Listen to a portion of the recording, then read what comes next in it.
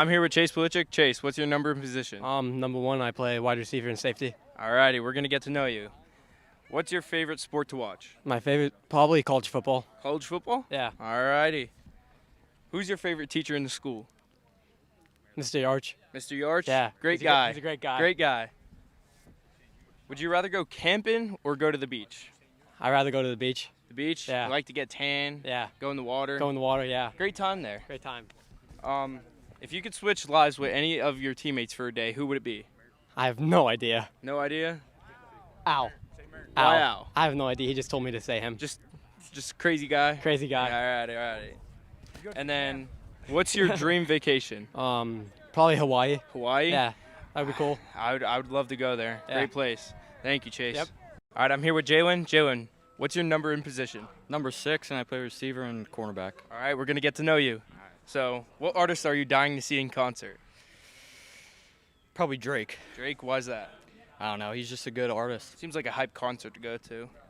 All righty. What's your Dunkin' order? Strawberry dragon fruit, lemonade refresher, and a chocolate frosted donut with sprinkles. Okay, that's a good order. Very good order. What movie could you watch every day? Draft day. Draft Day? Yeah. All right. That's a good movie. What's your favorite sport to watch? Ooh. I'd say probably football, but baseball is a close second. All right. And what is your favorite Disney character? I don't really watch Disney movies, so if I had to pick, Woody from Toy Story. Woody. Great character. Funny character, too. Yeah. Thank you, Jalen. Yep.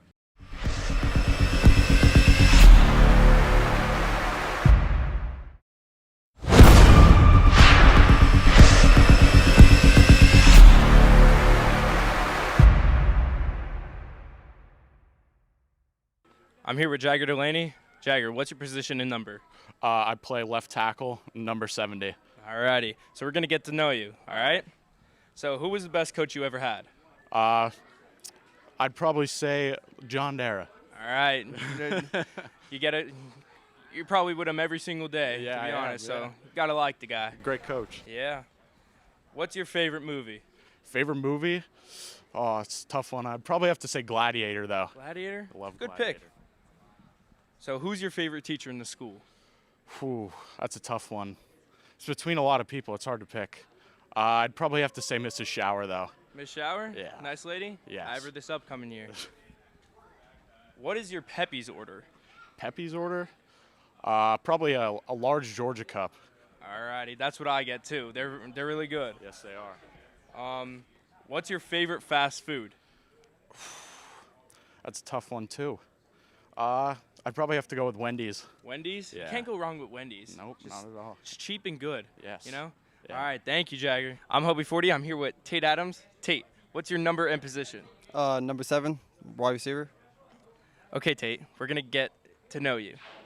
What is something you are really bad at? I'd say spelling. Spelling. Okay. If you could switch lives with one of your teammates for a day, who would it be and why? I don't know. Probably Zeke, because he's just like a crazy kid. He's Like just no one knows what he does? Yeah, no one knows what he does besides football. Who was the best coach you ever had? Coach Ralph on the Cougars. He was a great coach. Yes, Great he was. coach. Okay. What is your favorite movie? I'd probably say The Waterboy. Waterboy? That's a good movie. Funny movie. And what is your favorite song? Oh, I don't know. I have a lot. Probably Last Night by Morgan Wallen. Last Night? It's a great song. Great song. Thank you, Tate. Yeah.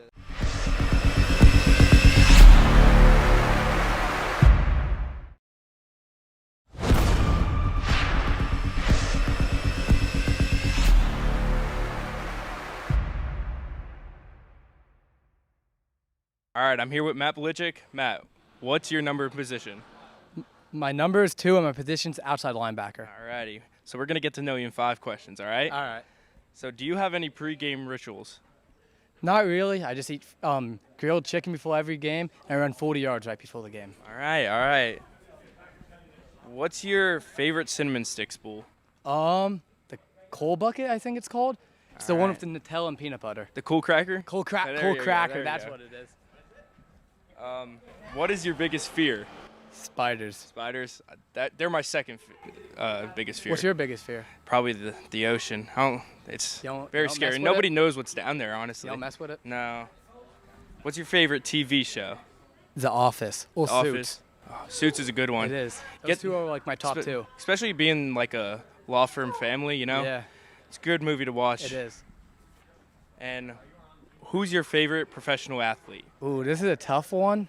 I think I'm going to go with Saquon Barkley. Saquon Barkley. Yeah. Great guy. I loved him since I was a kid. Okay. He's always my favorite. Big Penn State fan? Yeah, big Penn State makes fan. sense. Makes sense. Thank you, Matt. I'm here with Ben Miller. Ben, what's your number and position? I'm number 29, and I play inside linebacker. Alrighty. So we're going to get to know you in 5 questions. What's your favorite TV show? Probably Tom and Jerry. Tom and Jerry? Yeah. Great classic It's a show. great show. It's a great show. All right. What's your Dunkin' order? I've never been to Dunkin'. Never actually. been to Dunkin'? No, I've never been that place. But actually, I've had one of those cold chocolate things. They're Oh, pretty good. they are good. They're pretty good. They are good. What's your favorite subject in school? Math. Math? Calc specifically. Calc. Specifically. Alrighty. What's your favorite snack? Snack. Ooh. First thing that came to mind was Scooby snacks, but that's not true. So, I don't know, maybe like Dippin' Dots or something. Dippin' like that? Dots? They're pretty good. They're great. Yeah, they are great. What movie could you watch every day? Cool Runnings. Cool Runnings? Yeah. It's a great movie. It's a great pick, honestly. And, one more question. How does it feel to have your younger brother, Josh Miller, on the team now? Feels all right, you know. All right. He's just there. you know. He's just there? Yeah, he's just there. Get to hang out with him more now, yeah. Outside of the house, Yeah. I have to drive in places though. So, Oh, see. yeah. Soon he'll be driving. Yeah. Eventually. Thank you, Ben.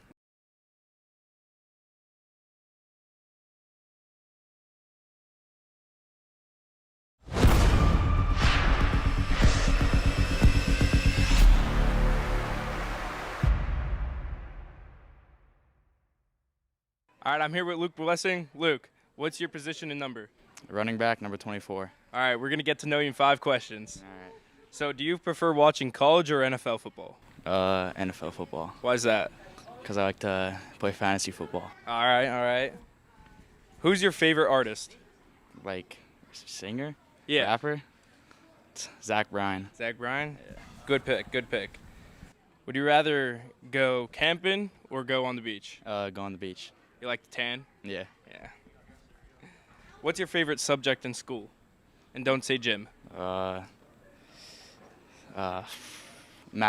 Math? Yeah. Okay. And what is your dream vacation? Probably like Punta Cana or something. Punta Cana? Yeah. Get very tan there. Yeah. All right, thank you, Luke. I'm here with Al Bailey. What's your number and position? I'm number 28, and I play fullback and linebacker. All righty, we're going to get to know you in 5 questions. So would you rather go camping or go to the beach? I'd probably rather go camping. Yeah, you're an outdoors guy? Yeah, well, I Alright. don't like sand. No? It's scary. Gotcha. If you could switch lives with one of your teammates for a day, who would it be? And why? Probably Ben Miller. Why is that? I want to know what's going on inside that kid's head. You don't, nobody knows? No, so I'd like to find out. Alrighty. And okay, so this question works out. Your nickname is Snacks. What's your favorite snack? Reese's peanut butter cups. You can't go wrong with them. Oh, no. Just classic. Do you have any pre-game rituals? No. No? No. Just kind of go out there and do your thing? Yeah. Alrighty. And what's your favorite cinnamon sticks bowls? Oh, I don't know the name of it. What? Coal cracker, I think it's Coal called. cracker? It has like the peanut butter. Yeah, and yep, Nutella, that one, yeah. Yeah. All right, thank you, Al.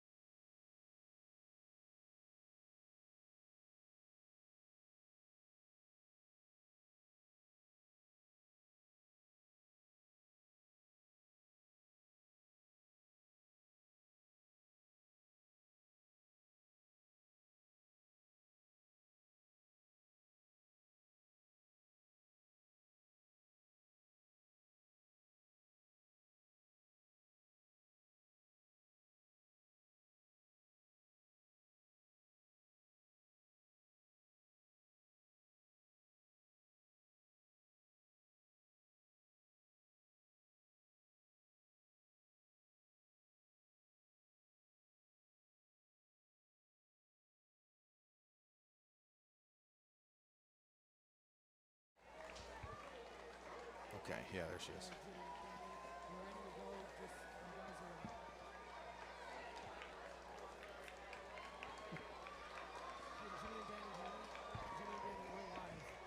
Hello and happy Friday to all of you out there, wherever you are and whenever you may be watching.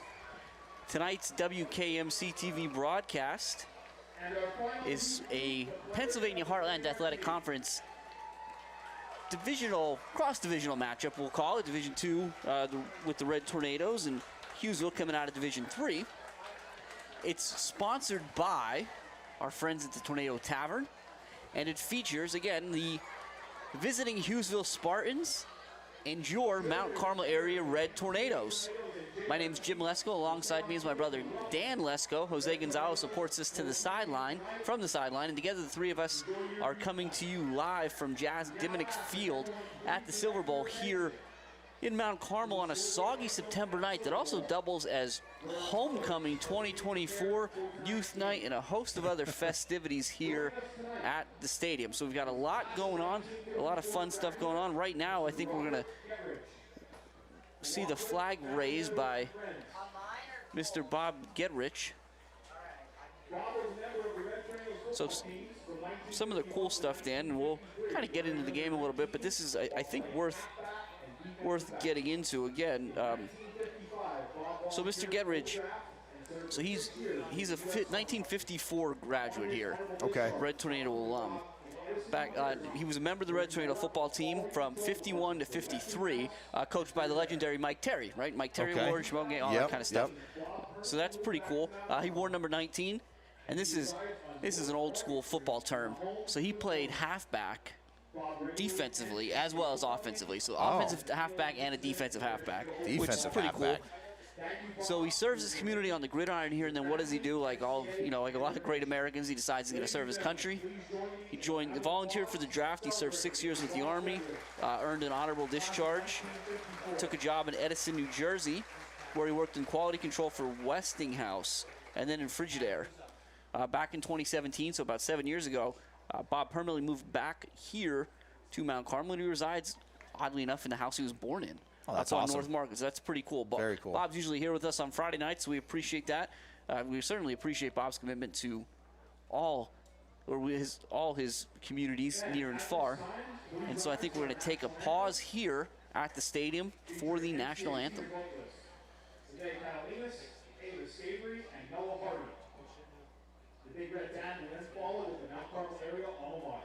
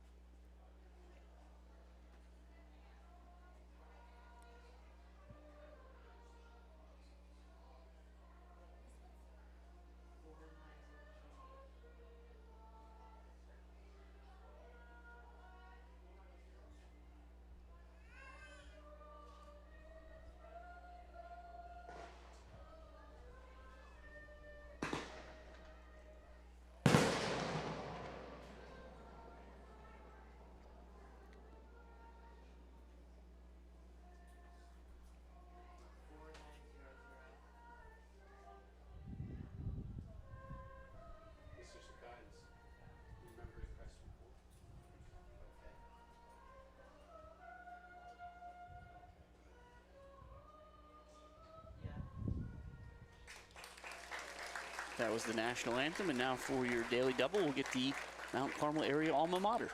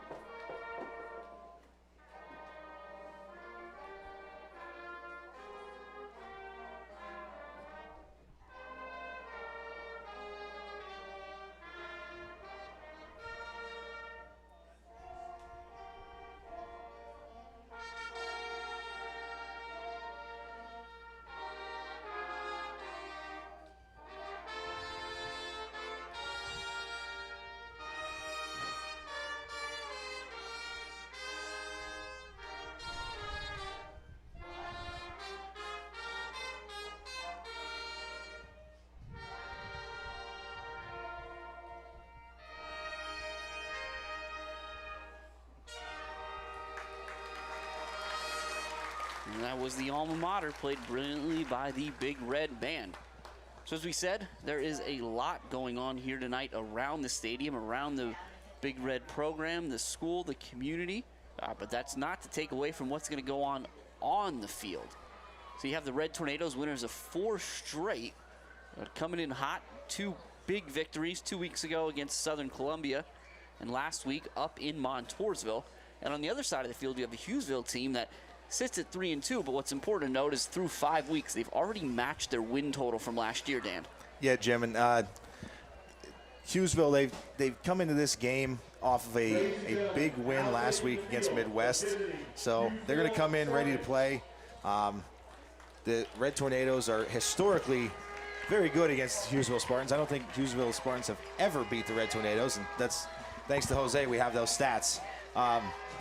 So this is one of the Spartans' better teams. They're in a really good position in their district in the standings, so they're going to be looking to kind of turn that 0 to a 1 against the Red Tornadoes in their their lifetime history with the Big Red. Yeah, one of the things that I think is interesting, we were talking about this a little bit before we went on the air, the benefit of doing this for the last 7 years, like Dan and I have, is that you start to recognize names, and it's one thing, right? If a kid kind of matriculates through the season, through the years, and you see, oh, I recognize this name, that name, maybe it's a brother. But what we're seeing with the Spartans here tonight is there's guys that jump off the stat sheet this year that also jumped off the stat sheet last year. Right. So it's not just a recognition of, oh yeah, we saw that guy a little bit here or there. These are players from last season that have grown into even more pivotal cogs in the machine this season.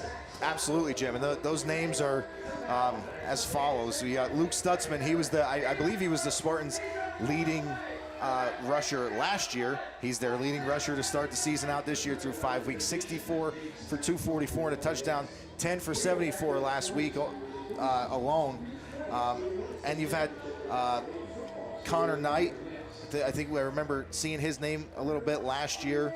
Anstat is going to be back from last year. There's a lot of different guys here on this Hughesville Spartan team that have returned from last year who are playing pivotal roles this year. Yeah, and as you get the view there of the Red Tornadoes, the Big Red right there, 28 Bailey, one of the captains. You've got Belichick, captain, Blessing, captain. Tonight's game captain is 42 Shoppy. And Shoppy, interestingly enough, he set some records last week. Yes, he did. And again, as we say, these are always courtesy of Jose Gonzalo. So last week, Shoppy kicked 2 field goals, if you remember. He's only the 3rd guy to ever do that at Mount Carmel, along with Tom Belsky and Rosalino Mangiapane. Yep. The other thing he did is with those 2 field goals, he scored 11 points, and that's the most kick points ever scored in a game for the Big Red. He beat the record of 10 that Mangiapane had previously held. So you can understand how he gets to be game captain tonight, and he's played such a pivotal role. Again, we've talked about it a little bit. The 2 field goals last week are big. The extra point that he makes versus Southern is the decider in the game. The field goal the week before against Mifflinburg ends up deciding that game. So certainly well earned for Shoppy. And as you see again, the Red Tornadoes there, just for whatever it's worth, for those of you that maybe aren't local and aren't here with us at the Silver Bowl as often as you'd like to be, Mount Carmelin's brought in a new scoreboard this year. Yeah. And the scoreboard's got a video feed to it. It's a very, very nice scoreboard. And there is a phenomenal video that Mr. Steve Sakaitis in the TV studio, with help from the students, was able to put together. Yeah. And that plays here before every home game. You can probably hear it in the background, but it's all the great moments from MCA football history. It's really just adds to the whole vibe here at the Silver Bowl, which was already on another level. Yeah, I mean, this has always been a tough place for opposing teams to come into, and now you've got the opening credits almost to a movie that's about to start here rolling, and everybody's focused on that. And as soon as the video's over here, we'll get to see the Big Red introduced and brought out here onto the field, and there's fireworks and lights, and you're right, Chip. The addition of the video scoreboard and the reels and all that other stuff just add to the the mystique of this place. It does, and you think about it, 2 weeks or 3 weeks ago, I guess now it would be. Oh my goodness, it would be 4. I guess it would technically be 4 weeks now. When the Red Tornadoes picked up win number 900 here against Central Columbia, Yep. we had the opportunity to honor the late Bob York. We talked to his son Cody about the numbers up above the press box here, and the idea of that trying to intimidate a little bit any opposing team. So you kind of had that idea to begin with, that you come to the Silver Bowl and it's this overwhelming experience of, wow, this is high school football at its finest. Oh, it absolutely is, Jim. This is the epitome of Coal Region football, and you've got, Look at that view. Yeah, I mean, where else in the country is that happening? Nowhere, Jim. This is what you like to see. I mean, and it's crazy, being able to say that, Jim. I played at the next level, and even at the next level, you don't get that unless you're playing, in Division I schools. You're playing in Death Valley, anywhere like that. Like, nothing matches the atmosphere once you leave this place, from being a Red Tornado. And with tonight being youth night, it's a good reminder that atmosphere, that energy, that community, sense of community isn't going anywhere. You've got literally 50 yards worth of players and cheerleaders from the youth programs in the area. So it's really, I'm going to steal this one from Mr. Demansky. It really is a great night to be a Red Tornado. As it always is, Jim. And you want to talk about a great night to be a Red Tornado tonight. Last Friday, 2 of the biggest Red Tornadoes on the stat sheet are going to be looking to hook up. We got to see them kind of doing their individual thing early on tonight, and that's quarterback Gavin Marshalik and receiver, running back, do-it-all defensive back Jalen Delaney. Delaney, 8 catches for 182 yards and 3 touchdowns last week against Montoursville. It just an incredible game. That 182 yards, again, thanks to Jose, we know, is the 3rd best single game total in history. And through 5 games, Delaney's 44 receptions have already cracked the top 10 for most catches in a season by a Mount Carmel area player. Yeah, and we're only halfway through. So it's, and we've talked about it at times. It's just the way that Coach Dara kind of runs his offense. It's designed to, there's going to be guys with a large number of receptions because it's just an extension of the running game. A lot of those catches from Delaney aren't 25, 35, 40 yards downfield. They're, within 4 yards of the line of scrimmage, and then he's making plays with his feet. And can't do any of that stuff without Gavin Marshall getting him the football and without his other receivers blocking for him, getting out in front.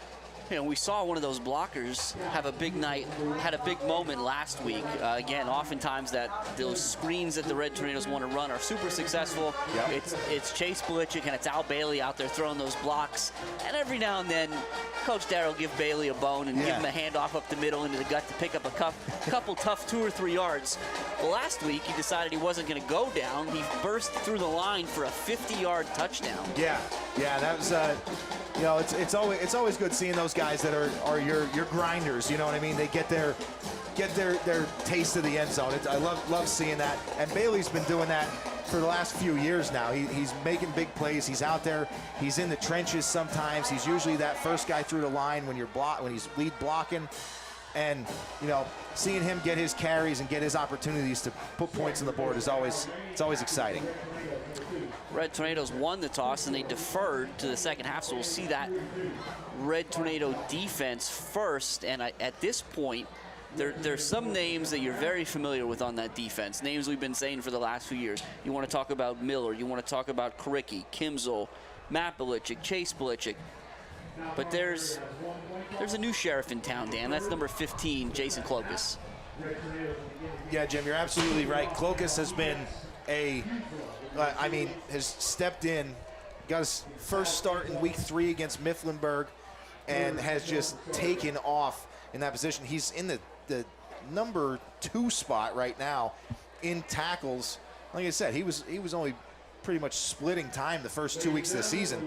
He's got 47 tackles behind only the other inside linebacker, Ben Miller, with 53.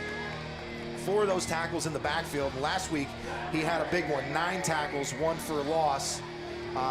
So we're going to be looking to see just how much more we can get out of Clokus and that linebacking core for the Red Tornadoes. Shoppy to kick for the Red Tornadoes. He's going to kick to Schroeder and Knight, who are back deep for the Spartans. And it looks like we're going to get lucky tonight as the rain is abated just in time for kickoff. Now again, it's still going to be some wet conditions out there, so we'll see what factor, if any, they play.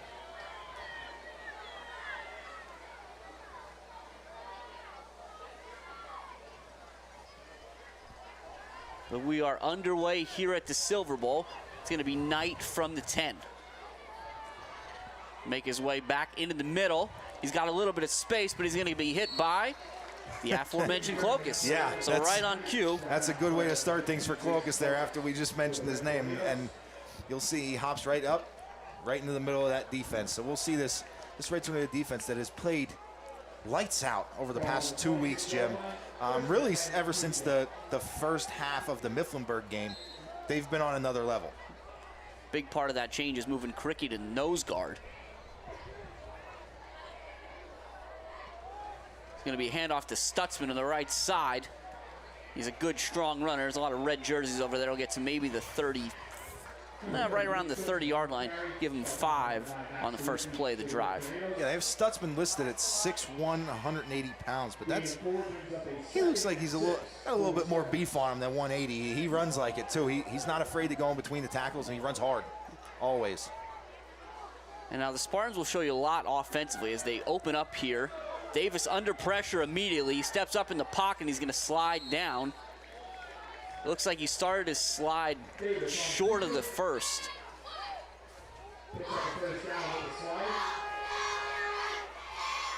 No, they're going to give him the first down. Okay. All right, the FAR official looked like he was standing short of the line to gain. It did. I was looking at the FAR official as well, Jim. But as we've said before, sometimes you run into the angles. Yeah. And now we're going to have a discussion here from some of the officials. So we'll see. Perhaps, Dan, we weren't as wrong as we thought. I don't know. We'll have to get some clarification here. It is going to be hard to re-spot it. It looks like the head referee is going to go over there and converse with the chain gang, I think. Yeah, so this is an interesting start to the night. But again, that Red Tornado defense, we talked about them a lot. Along that defensive line, it's going to be Delaney, Kricky's over the nose, and it's Shimko as the other defensive tackle. Yep. The backers, those interior backers right now, again, Miller and Clokus. Red Tornadoes are out there with kind of a 5-man defensive backfield in Lukuski, Morganti, Delaney, Kimzel, and Belichick. And so look at us, Dan. Okay, Davis was significantly short of the first down marker. But again, these wet conditions, where the slide ended, he was ahead of it. But third and one or first and 10, no change in the formation from the Spartans. So Davis is going to throw, and he flips it out to Knight, who's going to pick up a first down on a quick kind of bubble screen there.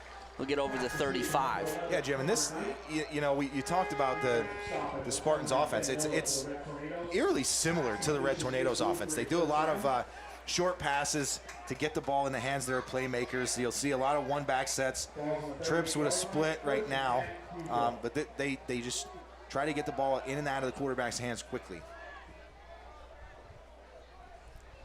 Davis to throw again. Under pressure immediately from Clokus. That'll be wide of Knight, 2nd and 10. Yeah, and that's one thing that we don't see a whole lot from the Red Tornado defense, but anytime Coach Dara dials it up, it seems to get home, is that inside blitz from the linebackers, the inside linebackers getting into the backfield and getting after the quarterback. As long as they dial it up in passing downs, it usually hits for them. It's going to be handoff to the up man. And the up man in that case is number 31, Jedediah Abernatha. and he'll pick up a few. It's going to bring up third and about 5. Yeah, he bowls forward for that one, Jim. That's more like 4. 4, yeah. 6-yard more than gain. I thought. And that's just a quick hitter there. Abernath is already, taking that ball and keeping his shoulders pretty square to the ground. He ran hard, fell forward for an extra yard or 2.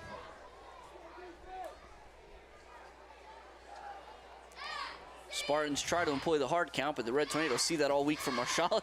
They're going to stay put. And it's a handoff to the up man again, but this time he's not going to have anywhere to go.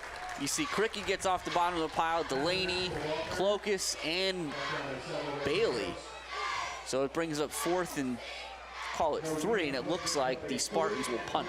Yeah, so that's a good first drive there for the Red Tornadoes. Bend a little bit, but then you get your stop when you need to. And now we'll see these electric returners back there again. Wet conditions, gotta be sure of ball security. Keegan Smith, the punt, it's a great punt. It's gonna be Kimsel, he's retreating, and he does have trouble with it. He scoops it up around the 7. He's gonna try to get upfield, and he had a window, but he did lose his footing, though there is a flag on the play, so it may have been for naught anyway. Yeah, he did. These punt returners are so adept at evading at least the first 2 or 3, would-be tacklers, and they do a great job of it. But unfortunately, again, these wet conditions affect everything. So we'll see. I think that was a block in the back signaled against the Red Tornadoes. It's going to take them half the distance to the goal. Yeah, so the first time we see this Big Red offense tonight, it's not in the best of shape inside their own 10-yard line, but it's never stopped them before. No. So as we do see from time to time, the Red Tornadoes do go with a tight set. We saw Delaney have 2 carries last week for the first time this season, but this one's going to go to Karicki up the middle. He'll get across the 10 to maybe the 12. Yeah, not a bad start there for Karicki. He does a good job just finding a little crease, and again, this first set of downs here, this first 10 yards is just getting yourself some breathing room to kind of open up the offense a little bit. And I think we'll see the Red Tornadoes in the shotgun double wing at least until they get a first down. And it's Karicki again. He'll be stopped after maybe a yard or 2, not much more than that. It's going to bring up 3rd and about 2. Yeah, we'll see if they stay in the shotgun double wing. Might see a that inside Sally play here to Delaney. It's to Bailey, and Bailey has more than enough for the first down out across the 25. That's, although unfortunately for Mr. Bailey, that's going to hurt the old average. Yeah. Jim, I got to give you credit. You showed me 28, and you were right. And they try to give it to him again, but the Spartans are ready there, and I believe that was Abernath that hit him first for maybe a yard. Yeah, you see, as Red Tornadoes get that first down, now they're going to open things up a little bit. Go back to their normal set that we've seen them in throughout the majority of this year. Bailey in motion to the outside, and they're going to give it to Belichick. He gets 2 good blocks, but unfortunately there were about 6 white jerseys there. So Shimko and Bailey do their job, but there's just more white than red. Yeah. And it'll be a short gain for Belichick. Yeah, Jim, credit to the Hughesville Spartans defense. That as soon as that ball was out, there were 7 or 8 Spartans just flowing to that side of the field, and with it being the short side of the field, wasn't a whole lot of room there for Belichick. Belichick's by himself to the short side. It's Delaney and Adams to the wide side, but it's going to be Karicki on 3rd down. And he gets just a little sliver of daylight there, enough to pick up a first down out to the, let's say, the 44-yard line and move the sticks. Yeah, that's a good job blocking downfield there. Sealing the edge there for Karicki to get outside was right tackle Noah Shimko, and then you had Belichick out in front there blocking downfield. So really nice job to get that first down. Same look for the Big Red. Marshalik to Belichick. 2 targets, 2 receptions. This one for a first down, a gain of about 12. Can you count that as 3 receptions, Jimmy? Had a little trouble with the handle there. Caught it. It was like a double catch, but did a really good job not worrying about the pressure, not worrying about getting hit. Secured the catch and gets the first down. Nice job there by the veteran, Belichick. When you see Belichick block all the time, you have to think he wants to get hit. Yeah, you're right. Nice job there by Karicki of eluding the initial defender. He'll get out inside the 40 to 39-yard line. Going to bring up 2nd and 5 for the Big Red. So we'll see here. They're going to bring Delaney to the field side along with Belichick. So Adams will be by himself, but he's tight. Bailey in the slot on that side. And it's out to Bailey. Bailey will have a first down inside the 20, inside the 30, excuse me, down to about the 29. So again, the Red Tornadoes spreading it around a little bit here as we approach the midway point of the first quarter, 6:40 remaining in a scoreless ball game. It's a really, really well-designed play there by Coach Dara. Again, bringing all the receivers kind of in a little bit closer to allow that quick dump off there to Bailey. And it's Karicki again. Karicki's going to be stuck. So that's a high, we'll call that a high-low, but that's a pretty, when you think of high-low, sometimes you think of illegal ones, but that's as clean as it gets. That was just Stutzman at his legs, and Handstack came off and finished him off on the top. Yeah.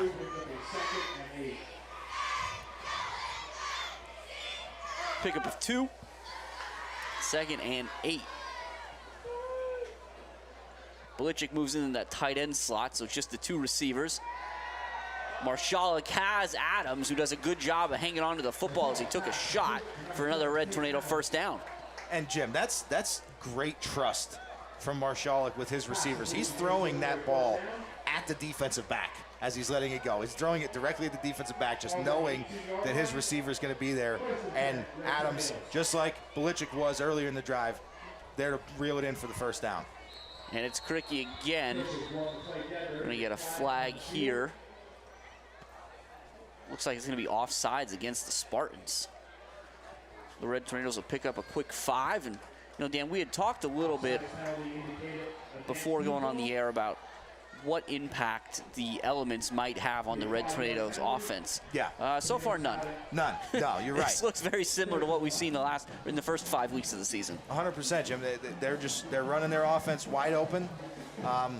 It's a very, very balanced attack, and it's just so hard to defend. Marshalik 4 for 4 on this drive. And that's Karicki. Karicki stopped at the 5. Again, it'll be another Red Tornado first down, but I think that's Knight, who's the only one keeping Karicki out of the end zone. Yeah, that was the last line of defense there. Keep an eye on number 6, Delaney. Single coverage out real wide to the wide side here. And now there's a problem there with the snap. And fortunately for the Red Tornadoes, it's going to be a false start. That's going to cost them 5 yards, but were it not for the stoppage in play, it could have possibly cost them a football. Yeah, they're going to lose 5 yards, but they're going to retain possession of the football. That's the biggest thing, especially down here deep, you know, threatening to score.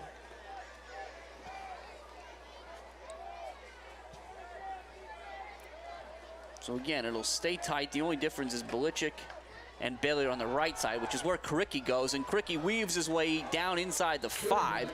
He'll get upended at about the 3, maybe the 2. It'll be 2nd and goal from there. Yeah, it's another really good run there from Karicki, and the Red Tornadoes back up on the ball quicker. Look for Bailey. Now we got another false start here against the Red. So it'll be 1 step forward and 2 steps back. Now these penalties, Dan, they were a problem earlier in the season. The last 2 weeks, really, against Southern and Montours, when Mount Carmel had done well to clean a lot of that up. Yeah, for sure. And again, I think it's you know, when you're threatening, you're this close, you're chomping at the bit down there. You know, a false start penalty, you throw the hard count in there to kind of throw off the timing.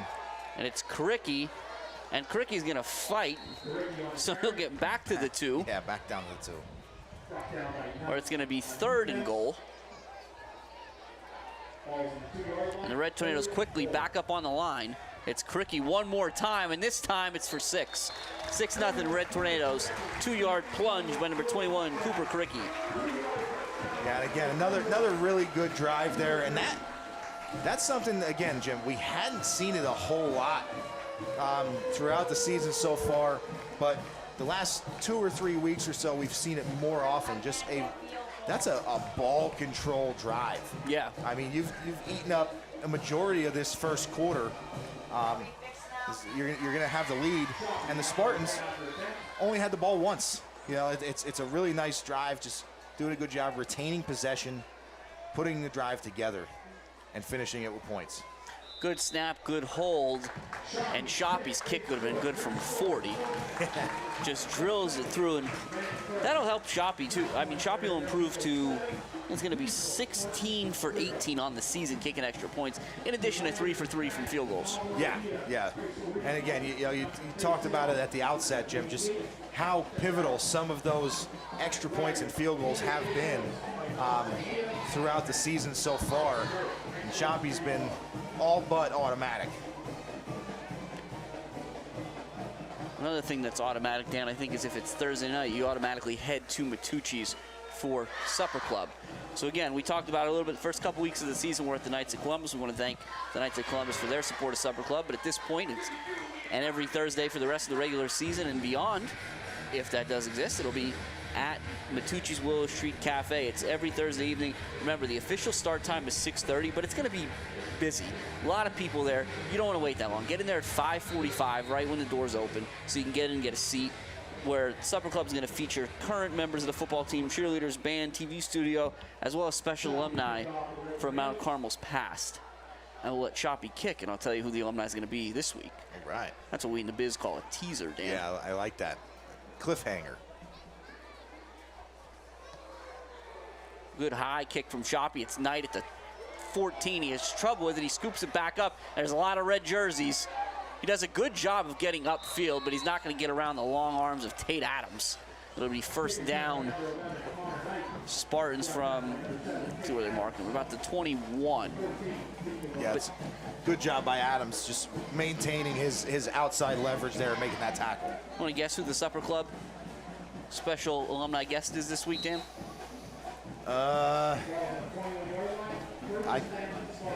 It's Mike Menepace from the class of '69.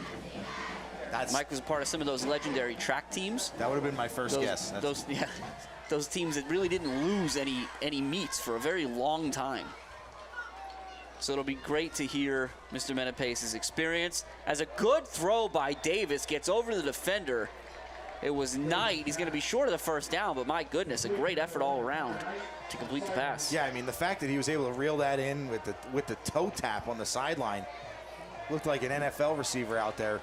A really nice job securing the catch all the way to the ground. Speaking of NFL receivers, or tight ends, actually, if you get to Supper Club, you have the opportunity to buy raffle tickets for a signed game-worn Travis Kelce jersey provided by our good friend, Mr. Brett Veach. As Davis is going up top, just out of the reach of Knight, incomplete, 3rd and 2. Yeah, and that's, you know, you saw that play developing right in front of us, Jim. I saw Knight head to the sideline and then turn it upfield, and it appeared that he had a step, and Davis put it out there for him, but just a little too long. It was really nice, really well-designed play and a well-ran route. Hand off to the up man, and there's nowhere for him to go. I believe that's going to be Abernathy again, but it's going to be Karicki and Belichick for the big red, and it's 4th down, and the Spartans will punt again. Yeah, that's a huge stop there, and that's, you know, sometimes that's the danger. You like it when you get in a 2nd and short situation. That's a good time to take a shot, but you have to be able to convert that 3rd and short if that shot play doesn't work. The Red Tornadoes do a good job knowing that they're just going to try and get the first down there. They kind of stack the box, get a nice stop there. Oh, it's a high snap. It's over the head of the punter. He does a good job. Just get it out of there. Now it's going to hit and die. It'll be red tornado ball inside the Spartan 45. But my goodness, that could have been a disaster. And that was, here's the interesting thing, that wasn't Keegan Smith. That was Connor Anstad, number 10. Oh, okay. That was going to try to punt that. Or might have been I think Knight. that was Knight, Yeah, it was Knight, excuse me. So you wonder whether or not the Spartans had something little trickery up their planned. sleeve there. There's a possibility. But again, as just to kind of put a nice bow on everything before Supper Club, Thursday night, Matucci's. Be there 5:45, it starts at 6:30. Mike Menepes, class of 69, is a special alumni guest, and we'll get another stop here, which I appreciate, so I could get some words out every now and again. But we'll get that on Thursday night, as it'll be against the Big Red. And again, there and at the home games, at Supper Club that isn't at the home games, you can get your raffle tickets for the signed game-worn Travis Kelce jersey. There you go.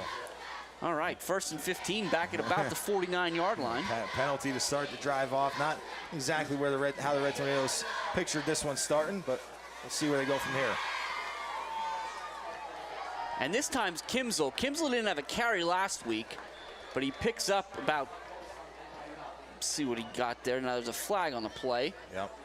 Looks like he got back to the original line of scrimmage, maybe a little bit further, but we'll have to see what the marker dictates. Red Tornado huddle's moving backwards, as they should, as it's a hold against Mount Carmel. And again, you know, you mentioned the Jim, just 1 step forward, 2 steps back here for the Red Tornadoes. This is just 3 steps backwards here, because that play's not gonna really count. So the Red Tornadoes, after, you know, the bad snap on the punt, starting in Spartan territory, 2 penalties, put them back in their own end of the field here for a 1st and real long, 1st and far. 1st and far that's pretty good. It's about 24, but I like far better. 1st and far. And Marshal's going to throw, and he's looking up top for Belichick. He's got position, and it's incomplete. There was some hand fighting going on between Belichick and number 3, Hayden Manival. Yeah, Jim, and you know, Belichick had the inside position there, and it seemed like Marshalik was hoping he'd have the outside release there. It's just a little bit of a miscommunication. It's a great ball from Marshalik. It's a good route from Belichick, but unfortunately, he's not able to connect. 2nd and 24. Delaney comes in motion. Marshall hands it to him. It's the first touch of the night for Delaney, who's going to get upfield. We'll turn the corner, but just barely, to maybe the 47-yard line. Still going to be third and some distance here, Dan. Yeah, it's just a little bit there, but you know, you think in this position in the field, Jim, is a possibility. You got 2 plays from here. So if you can eat up, you know, half of this, 3/4 of it, you got a pretty good opportunity with a 4th and short. And you got a little switch up here. Bailey comes to the sideline, replaced by Lukuski. They're going to fake the screen to, it's Kimsel. They fake the screen to Delaney. And Kimsel's still on his feet, making everybody miss. Can he get in? He's dragged down just inside. There's a flag coming in from a mile away, because that was a clear horse collar tackle. Looked like the hand got inside the shoulder pad, or kind of yanked him down from behind. That's always a risky tackle there, but it's going to be not a huge impact, I wouldn't think. No, I mean, that play ended at about the 2, so that's going to go to the 1. So again, the Red Tornadoes show you all the looks, all the motion, all the bells and whistles to one of those kind of bubble screens to Delaney to the left side. Meanwhile, they're setting up the real screen to the right with Kimsel. And Jim, as Kimsel received that ball, there were 3 white jerseys around him. He just kind of split the middle, found his blockers downfield, and did the rest from there. It's a great play by Kimsel. Now he'll be in the backfield with Marshall. Sidecar, they'll hand it to him. He's going to get up and so he'll get down to about the half-yard line.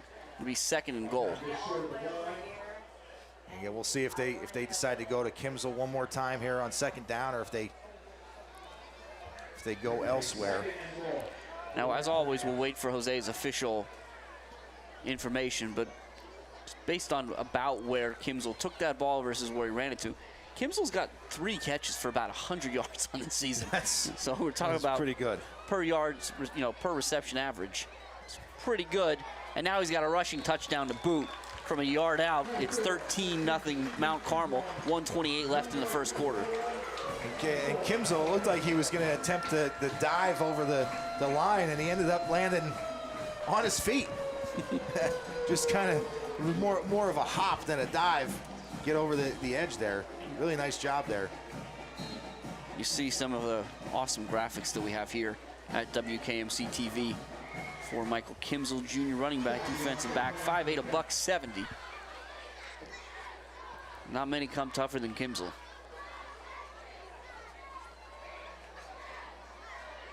Good snap, good hold, good kick. 14 zip, Big Red.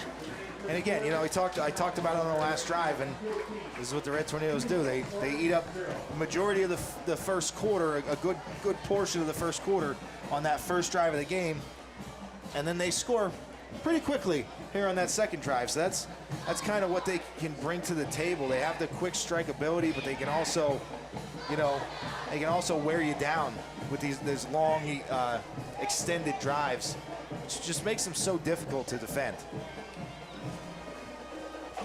Again, we talk about the cool graphics. We talk about the ability to produce this game in the TV studio. And again, we want to make sure we thank tonight's sponsor, close to our hearts, Tornado Tavern. I'm gonna have to stop in and pay a visit after the game tonight. Yeah, for sure.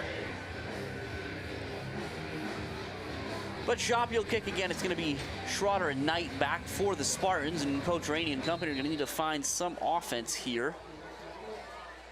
As again, I believe in 2 drives, it's been 2 punts, and I think maybe 2 first downs. Good kick from Shoppy. Schroeder is going to have to catch it over his head. He struggles with it. He picks it up at the 4.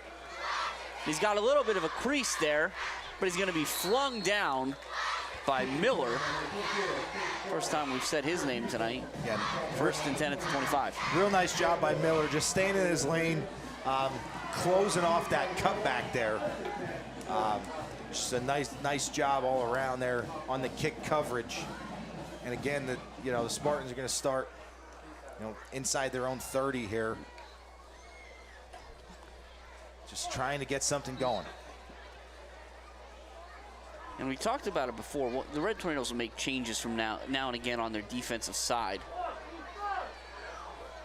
Before they were going with more of kind of a 4-man front with Morganti. And the ball's on the ground for Davis. He's going to roll out, and he floats it in the direction of Knight. And it's going to be incomplete. It was going to be incomplete. It was out of bounds. But what great coverage by Belichick. Yeah, I mean, Belichick, whether Belichick was still the difference between Knight catching that ball or not. Knight was going to be out of bounds, as you said, but either way, Belichick, just the closing speed was phenomenal. And the other Belichick was applying the pressure there on Davis. Yeah, Matt on the front end, Chase on the back end. Knight comes in motion. It's going to be Stutzman off the left side, and there's just nowhere to go. I mean, it's Clokus and Miller. I think who else is going to, and Kricky. And between the 3 of them, my goodness. My goodness. Yeah, now we'll see.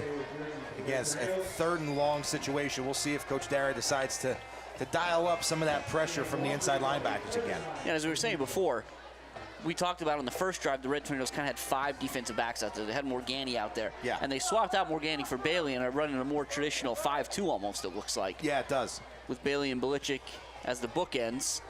And Davis is going to go up top. High, intended for Knight. So it'll be another 4th down for the Spartans.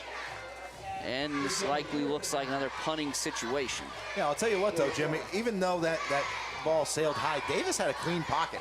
He had time to step up and step into that throw. you know, Red Tornadoes just bringing their 5 front linemen, no extra pressure. So they might want to just attempt to make Davis a little bit more uncomfortable throughout the night here. Send an extra guy. I do think that's Anstad that's going to punt. So maybe we were right on the last drive, too. And I understand why he's punting. That gets over Kimsel's head. Question of whether or not he got a hand on it. He must think he did, as he just falls on it for the Big Red. 1st and 10 back at their 17. So a great punt by number 10, Connor Anstad, to flip the field. Yeah, and I think, honestly, Jim, because that ball kind of came off with a little bit of a goofy spin to it. You know, it didn't come off as a spiral. It wasn't perfectly end over end. It kind of had that helicopter spin coming. A little hard to read. Yeah. And I think that might be why Kimsel wasn't sure whether to go for it, let it go. But really good job just being aware. You know, he knows if he touched it or not, but whether he did or not, the referees can't tell that. So it looked like he may have. He did a good job just covering the ball. So as we've seen earlier, when they're deep in their own end zone, Mount Carmel goes to the shotgun double wing, and oh boy, can anybody catch Karicki? Manival's the only one that's got a shot, and he can't do it. Karicki good from 83 yards out for his 2nd score of the night, and it's 20-0 here, Mount Carmel, with 10 seconds left in the 1st quarter. Wow, Jim, that speed from Karicki is incredible. He got out there and turned on the burners, and no, it looked like Manival had the angle. I thought he did too. He had the angle the whole way. Karicki just a little step to the outside and just created some distance, and that distance just continued to gain, to grow as Karicki continued to run. Just ran away from everybody. It was a great run. Well, and that's got to be good snap, good hold, good kick, 21. But that's got to be a welcome feeling for Karicki, because if you think back, Karicki ran for, what, $180 at Mifflinburg. Yep. He had a $180 at Central, 2-something at Mifflinburg. Yep. Nobody on the Red Tornado offense did a whole heck of a lot against the Tigers. They did enough. And then last week was tough, because last week he had 21 carries for 59 yards. So he was really doing that dirty work inside, picking up the yardage when the Red Tornadoes needed it. So, you know, he's one of those guys, man. You just want to get him in space. That's it. Yeah, and when he's finally able to break out, you get to see how electrifying he is. And that's why it's so fun to just watch this Red Tornado, all of these Red Tornado skill players. And again, not to overshadow that offensive line that gets them there. You know, they give them those creases, they give them those openings to let them get out in space. But when you get to see these skill guys in space, it's something special.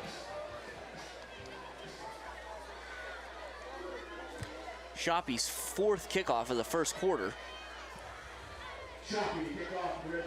First 3 have gone pretty well. This one looks even better. Schroeder back at the 3. Gonna come up that right side, cut back inside. He'll get upended. I think it was Dietz, excuse me. I think first one. Yep. Yeah. I see number. Brokenshire. Yeah, Brokenshire. Even Brokenshire. Again, you know, we mentioned Brokenshire last week, and you know just how that's kind of one of the biggest ways that you find playing time on the starting units there, offense and defense there for the Red Tornadoes, is special teams, and Brokenshire's been showing out these last few weeks. This is a very tight formation. Let me hand off to Stutzman, and there's just nowhere for him to go. I mean, this Red Tornado defense has just come alive the last few weeks. And excuse me, it was Anstad, not Stutzman. It was 10, not 30. But in any event, that's the end of the 1st quarter here at the Silver Bowl. It's 21-0 Mount Carmel. Yeah, Jim, you know, you can't overlook any opponent, and that's something that you always worry about. You know who's looming on the other side of this week. Red Tornadoes are going to have a big, matchup, district matchup next week against the Danville Ironmen, who's currently undefeated at this point. they've got a big one this week as well. They're playing Southern Columbia. But you always get a little nervous going into these games where, you know, historically the Red Tornadoes have a lot of success against Hughesville. Are they looking ahead? And coming out and putting up 21 points in the first quarter just, you know, kind of silenced any doubt that anyone would have had that, hey, maybe this is a trap game. Maybe they're looking ahead to next week. No chance of that here. The Red Tornadoes have come out and looked phenomenal here through one quarter of play. Yeah, we said there's a lot going on here at the stadium tonight, around the field, on the field. There's a lot going on around the area tonight. A lot of big games. You mentioned again, Southern's at Danville. You've got Shamokin and Selinsgrove, Loyalsock in Lewisburg.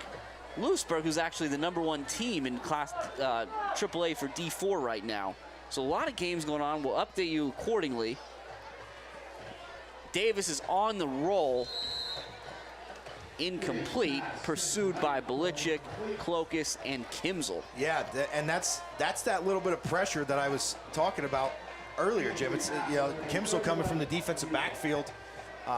He was up there near the line of scrimmage at the start of that play, and he came and he put some pressure and just getting in Davis's face. You don't have to hit a quarterback to affect him completely. Now you see some of the changes we talked about that the Red Tornadoes do situationally. Delaney's going to come to the sideline. Morgani will be out there. But Clokus and Miller right up on that line, so it still looks like a 5-man front. They stunt. Davis's throw is complete tonight. So, my goodness, the Red Tornadoes really brought an interesting pressure there, but Davis stood tall and delivered a good ball. Yeah, I mean, you have the additional defensive back out there, but that's just a really good job, like reading the levels there. There was pressure from the Red Tornadoes, but it was picked up very well. And now we'll see.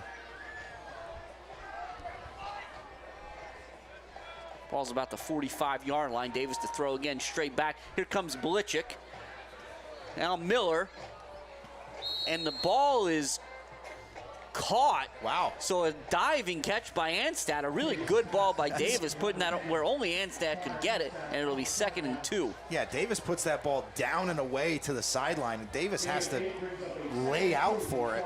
Does a good job securing the catch, keeps it off the deck, and close to another Spartan first down.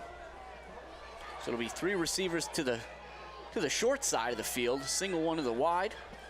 Davis takes the snap and rolls that way, but we're going to get an illegal motion penalty here against the Spartans. We'll take them back 5, make it 2nd and 7. And again, Spartans coming out from the end of the quarter there. It appears that they kind of have taken a look at things and said, all right, we're not having a whole lot of success running the football. We're just going to continue to put it in the air.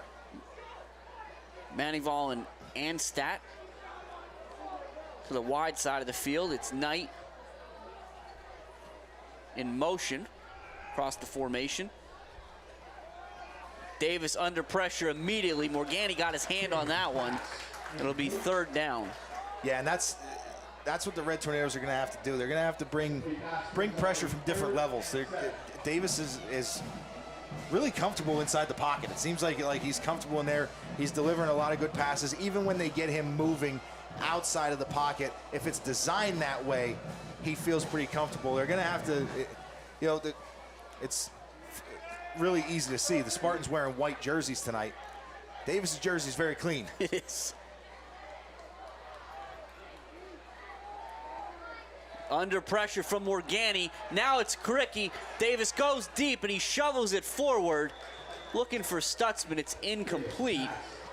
And that's what the Red Tornadoes are going to have to keep doing. Bringing pressure like that.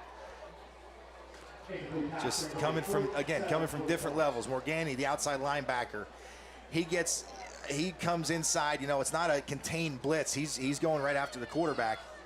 Does a really good job applying the pressure and flushing Davis out. And then you got Kricki coming from the nose, chasing him down. Just nothing for Davis to do. No opportunity to set his feet. Does a good job just not taking a huge loss there. Anstad, who got off a boomer of a punt last time, will again punt to Kimzel and Delaney. And this is a more angled one. It's going to go out of bounds, and it'll be up to the official to determine exactly where it went out of bounds. And he keeps walking out to the 35. It'll be 1st and 10, Big Red at the 35.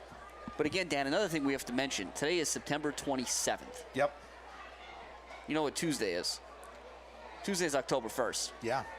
Which makes Monday the last day you can get your brick orders in.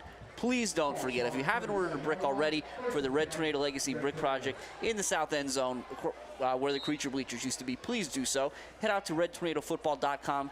Scroll past Dan and I on the right side. There's a link. Click that. Go to the form. Fill it out. There are 4x6 bricks and 12 by 12-inch blocks. Marshalik under pressure. And he's likely going to have to take an intentional grounding call here. He tried to get the ball out of his hand. But unfortunately for Marshalik, there were no receivers in the area. Yeah, and realistically, Jim, for Marshalik at that situation, there's really no loss at this point. You're gonna lose it down, and the ball's gonna be spotted where you threw it out of bounds, and that's gonna be essentially where he would have been sacked. Right. Yeah. So. Yep, in that case for sure. But again, just while we're on it, we've got a second here. Just remember, if you want to be part of the stadium here to get that, I think, is it 5? Did they add 5 to it? Yeah, I think so. If you want to be part of that brick project, remember 100% of the proceeds go back to the stadium. So it's really a double whammy for you. You get to be a part of the stadium and also contribute to the awesome atmosphere here at the Silver Bowl. So 2nd and far, as I steal from Dan. Yeah. The handoff is going to be Karicki, I believe, out to the 30. But there's another flag on the play. It's thrown by the back official. It's a hold against the Big Red. So, Dan, we have to do the math now. You got to figure it out, man. Well, they declined the penalty, so it's going to be. That's actually because of the intentional grounding penalty being a loss of down. That's going to set up a 3rd and very long. I think it's about 27. My math is correct. Sounds good. You can look at the scoreboard. It's not up there. Yeah. I didn't cheat. So 3rd and 27, 4 wide for the Red Tornadoes. They're gonna get 2 whistles here. Okay, the back judge saw the play clock needed to be reset. Okay. I think that's all the side judge was coming in to tell him. Yeah. Yeah, as I say, it looked like 2 whistles, no flags. Right. So 3rd and 27. Marshalik under pressure. He steps up. He rolls to his left. He's going to try to turn his shoulders and float it out there for Adams. So a great job of Marshalik finding an open Adams. And Adams is going to get this to a point where Coach Dara's got to consider going for it. Yeah, and I'm not sure what the decision's going to be definitively, but it definitely makes it more likely that they are going to go. So it's maybe 4th and 3. So give him about 24 on the completion. And the offense is out there. Now, Dan, they'll at least try a hard count here, right? Yeah. And they'll get the 5 yards. They will. And the amount of success John Dara coach teams have had with that in, the 9 years that I believe it's 9 years that he's been here. Yeah. It's just astonishing. It is. And I mentioned it, I've talked about it throughout this season. It seems like almost every game.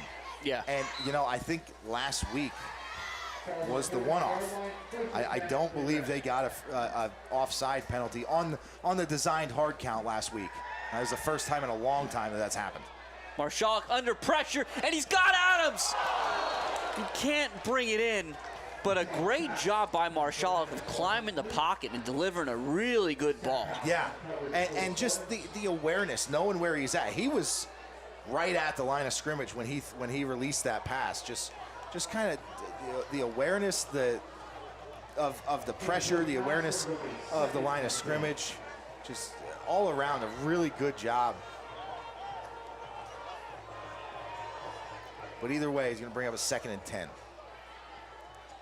Karicki off the left side. A good job there made by Abernathy, not letting Karicki get the corner. Yeah. And not sure if that play's designed that way, but that's where it's been for Karicki. It's been, you take the handoff from Marshalik and immediately heading to the outside of the offensive line there. But just did a really, really good job closing down that edge. Hit the 9-minute mark here in the second quarter. So we're 15 minutes into this game, Dan, and haven't seen a whole lot of Delaney just yet. But we got another Belichick sighting and a big catch for a first down inside the 20, down to the 17-yard line on 3rd and 10. Yeah, I mean, that's a huge throw there from Marshalik, and just a great job by Belichick with the defender draped all over him. The concentration to reel that one in. Really nice job there. But Jim, you wonder, I mean, with how big of a game Delaney had and how much of a game breaker he is, if, defenses are going to start, scheming to stop him specifically. Ricky up the middle inside the 15 to the 13. That'll be a gain of about 5. Yeah, you're right, Dan. That could absolutely be what it is. And the beautiful thing for the Red Tornadoes is that even if that's the case, they've got the talent. They have the playmakers to counter that. You want to take away Delaney? Well, we've got Tate Adams. We've got Belichick. We've got Max Karicki, we've got Al Bailey, we've got Cooper Karicki, we've got Michael Kimms. There's so many just phenomenal athletes, skill players on this team. And looking for Adams. Incomplete. Adams had his hand on the ball, but really a great play by number 9, Carson Stackhouse, who was the defender in coverage. Yeah, that was very, very well defended. And that, I mean, I love the idea there. There's the back shoulder throw, but Stackhouse did a good job. He stayed on Adams' hip and did a good job getting his head turned around, finding the football, and then separating Adams from the football. Get his hand in there to do so. So now it's 3rd and about 6. The ball right around the 13-yard line. And they hand it to Delaney.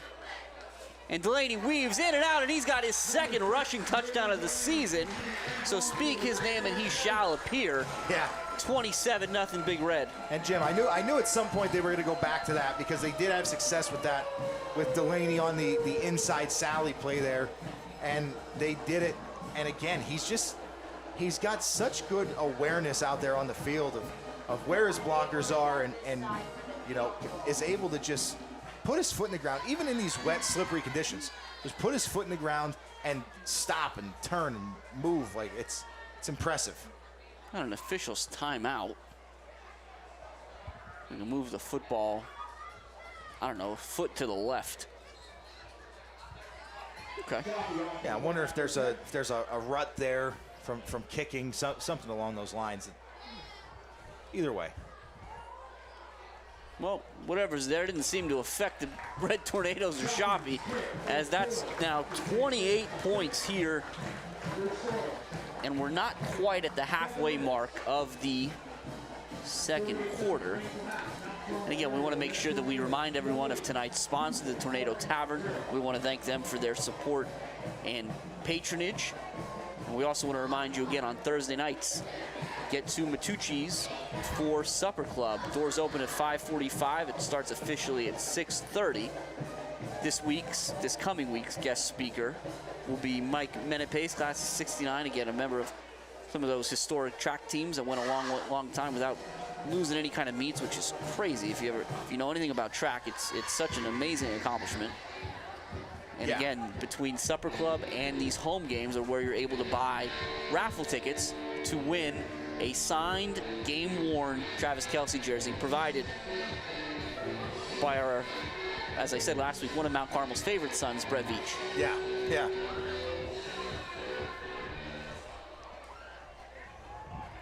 Think Shoppy's leg ever gets tired? I always wondered that about these kickers, especially when you got teams scoring a lot of points. You're kicking the extra point, and then you're going down and you're kicking the kickoff right away, getting opportunities to kick field goals. It's wild. Schroeder's got to take that over his head, but now he's got some space. He takes it at the 1. Adams is going to be the man to keep the edge over there to prevent Schroeder from getting too much further upfield. It'll be 1st and 10, Spartans at the 45. Now, Dan, I feel like if you were watching this game at home or if you were watching it live, Yeah. there may have been a few opportunities for some flags to show up here. Yeah. I think Adams might have been the victim at some points. Hughesville, definitely Ezekiel Noel as well. Yeah. Because it looked like everybody on that side of the field on the kick coverage team was in a good position to get off a block and make a tackle. The Spartans are trying to run a halfback pass, and they do. They complete it to number 33. That's Brendan Fisher. And so what's interesting about that is Anstad throws it. His initial 2 receivers that were going deep were well covered. Yes. The Red Tornado defensive backs read that very well. Yep. Fisher kind of leaked out and hit that intermediate area. And Anstad, I think, he kind of got Fisher open as he started to evade the pressure and then work his way back to the line of scrimmage. You thought, okay, he's going to pull it down, he's going to run with this. So you pull the linebackers up, and that's what allowed Fisher to kind of sneak in there behind. It's Stackhouse, Knight, and Anstad in kind of a stack just off the line here.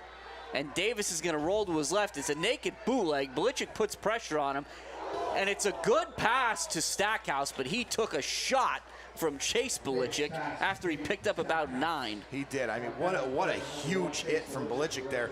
Really good job there, again, from Davis, getting that ball out to Stackhouse. But just took a huge hit. Look at that, boom. Credit Stackhouse for hanging on to the football. Yeah, that's a difficult thing to do. Especially when you're not prepared for that hit. You know, he's looking back at the quarterback, and Belichick's coming from the backside there. Davis to throw again, right down the middle for Knight, incomplete. Again, Knight paid for his transgressions there as Hughesville. Looked like Hughesville pulled up a little bit when he saw it was incomplete, but there was still some good-natured contact there. And again, good pressure off the edge there from Belichick. It just looked like another opportunity for a flag to be thrown there that was not. It's the only thing that slowed Belichick up. Hand off to Stutzman on 3rd and a yard, and he'll pick it up, getting inside the 25 to the 24. Now we'll see, I want to say Bailey and Bumps heading in.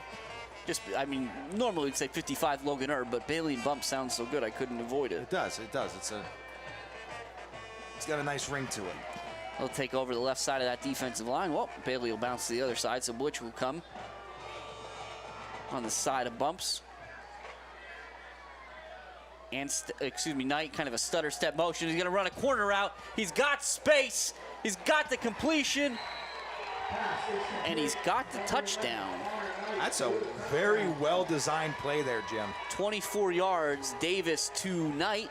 And the Spartans are on the board. 6:11 left in the first half. It's now 28-6. That looked like something out of the NCAA college football playbook there, Jim. One of those playbooks. That inside motion to the deep corner route, just playing the angles.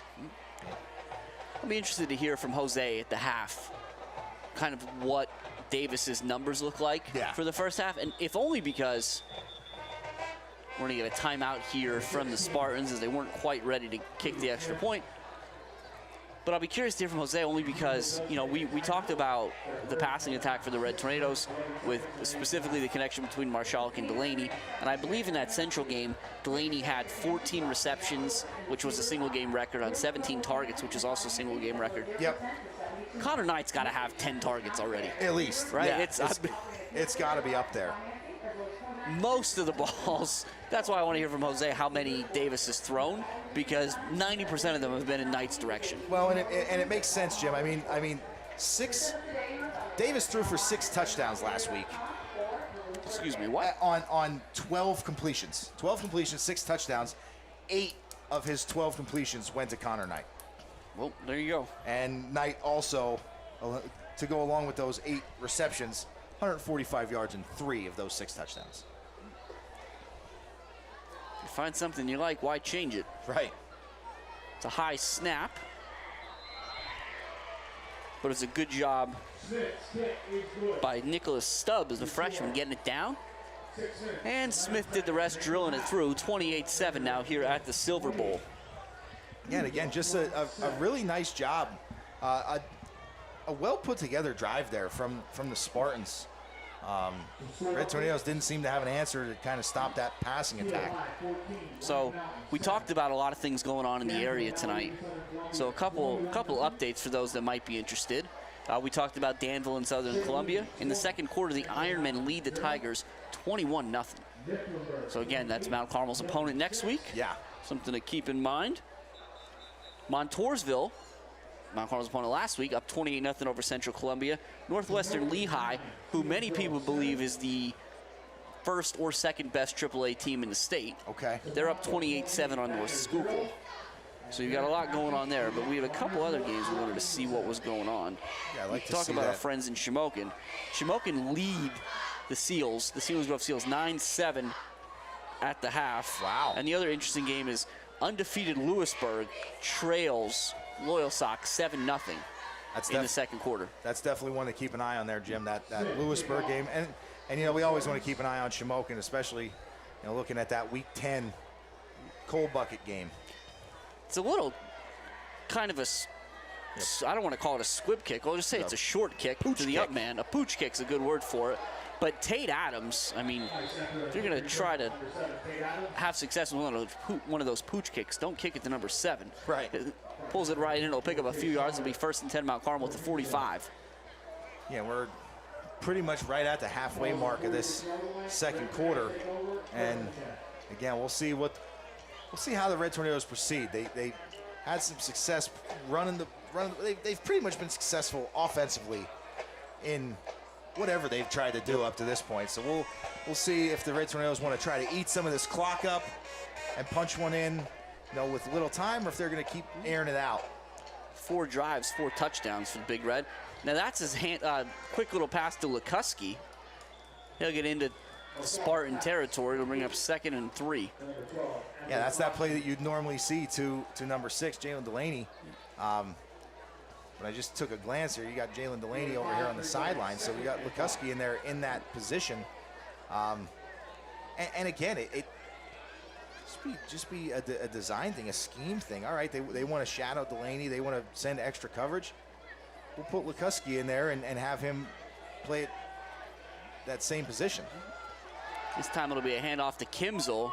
Kimsel does a good job keeping his balance. It looked like he slipped a little bit on the grass, but he's going to have a 1st down for Mount Carmel. Yeah, he did a really good job, and that's, again, I always think about it. I always see it. I like seeing it. Got his hand down, kept the ball secured, offhand down on the ground to keep his footing. That's a credit to Coach Veach there, running backs coach. Always working with those guys. Coach Veach knows a thing or two about running backs, wouldn't you say? I'd say so. Marshalik, that's a good ball by Kim. Oh, incomplete for Lukuski. That thing came in hot, Jim. That was a fastball from Marshalik. I thought Andy got his hand on that one. What? 2nd and 10. 4:52 remaining in the first half at the Silver Bowl. Adams by himself, locked up with Stackhouse. Lukuski, the lone receiver, to the right. This time it's Kimsel. Kimsel's going to stay on his feet again. A good individual effort. Yeah. It's going to depend on the official. I think he's going to be about a foot short of the 1st down. Yeah. So it'll be 3rd, that much. Yeah, we'll see. We'll see. Again, this is a area of the field where you're going to go for it on 4th down. This area. So do you hit the quick hitter to Bailey, or do you try to throw the ball here? Throw it deep. You just give it to Kimsel. You can stop him, but you're going to pay the toll. Yeah. 1st down, Mount Carmel. You're absolutely right, Jim. That's a really nice job there by Kimsel, just putting his shoulder down and finishing that run. Now 5 wide for the Red Tornadoes. The middle of the field's pretty open. See what Marshalik does, and he takes it himself. He's going to get a good block from Kimsel. He's going to get to the edge, and there's going to be a flag for late hit out of bounds. Now again, I think it's always important with these. It was out of bounds. It was late. It wasn't malicious. Yeah, no malicious intent there. And I think, I honestly, I think that he got his hands on him as he was going out of bounds, and really just momentum kind of dragged Marshall to the ground. So so no harm there. Marshall gets up. Stackhouse, no malicious intent as you mentioned. But really nice job. I mean, that's going to be a 15-yard penalty. That's going to just aid this Red Tornado drive. Yeah, it's going to put the ball at about the 16-yard line. Get the clock reset. Oh, we got a little problem here with the play clocks. It looks like they're showing 2 different times. The play clock in the north end zone with the scoreboard has got 14 seconds left. The one in the south end zone with the Legacy Brick Project is 25 seconds. And I think there's conversation with the coaches now as to which one they're going by, but now they're both reset to 25. All right. So we've seen a lot of different things this year, Dan. Yes, we have. We've seen a lot of different things tonight with the first down that wasn't a first down, and now the play clocks with 2 different times on it. It's a low snap. Bailey scoops it up off the turf. He's going to get down around the 10. And one thing we wanted to talk about, Dan, so we talked about number 55, Logan Erb, Bumps. Yeah. Bumps came back a couple weeks ago, and he's really been almost exclusively playing defense. Tonight we've seen him on the offensive side. He's sitting there in that left tackle slot. Yeah, I would say on the offensive side, almost more so than on the defensive side of the ball. So, I mean, he's a very talented lineman on either side of the ball. Belichick leaks out, and it's a touchdown. That tight end throwback that we used to see the Red Tornadoes run to Schultz all the time. Now it's Belichick, and it's 34-7. Yeah, it's not as dramatic of a rollout there from Marshall, but it was just enough. You just show a little bit of that movement to the right side, and it freezes the defensive backs and allows Belichick to kind of sneak out there. And Belichick's been making some big catches so far in this game. It's good to see him get into the end zone.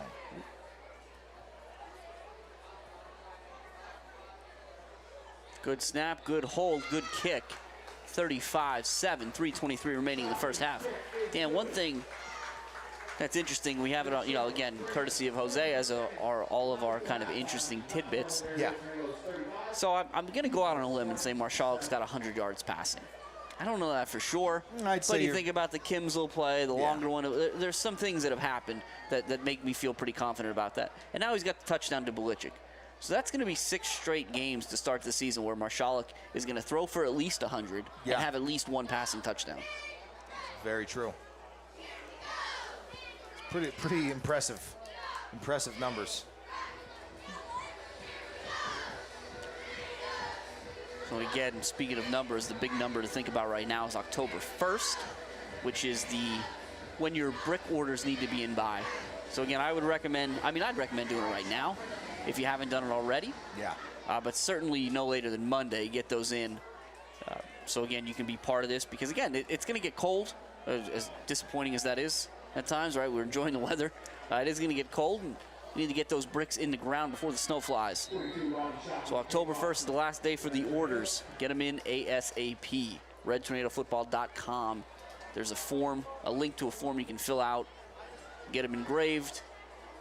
Get them customized. Support the Silver Bowl.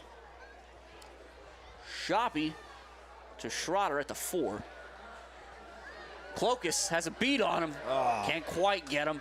Slows him down enough for the rest of the cavalry to come. It'll be 1st and 10 Spartans around the 24. Yeah, you saw Clokus kind of come unblocked down the center there. And just when he saw, what Schroeder's intentions were, turned on the burners to try and get it. And Schroeder was just able to outrun the angle. But either way, good job on the kick coverage there of the Red Tornadoes.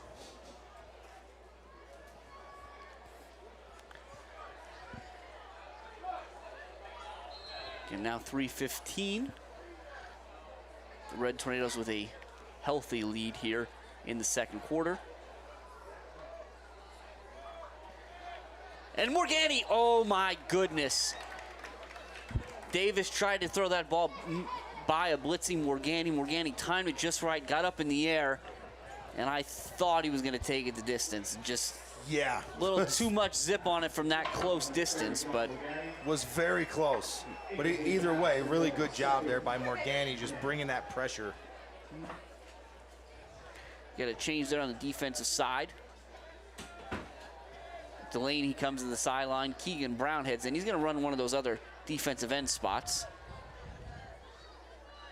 And then hand off to Stutzman off the left side. And there's just nowhere to go against this Red Tornado defense. Not on the ground, at least. Yeah, they are just swarming to the football when it's handed off, and you know, you got 1, 2, 3, 4, 5, 6 Red Tornadoes coming out of that pile that where Stutzman ended his run. So it's 3rd and about 9 here.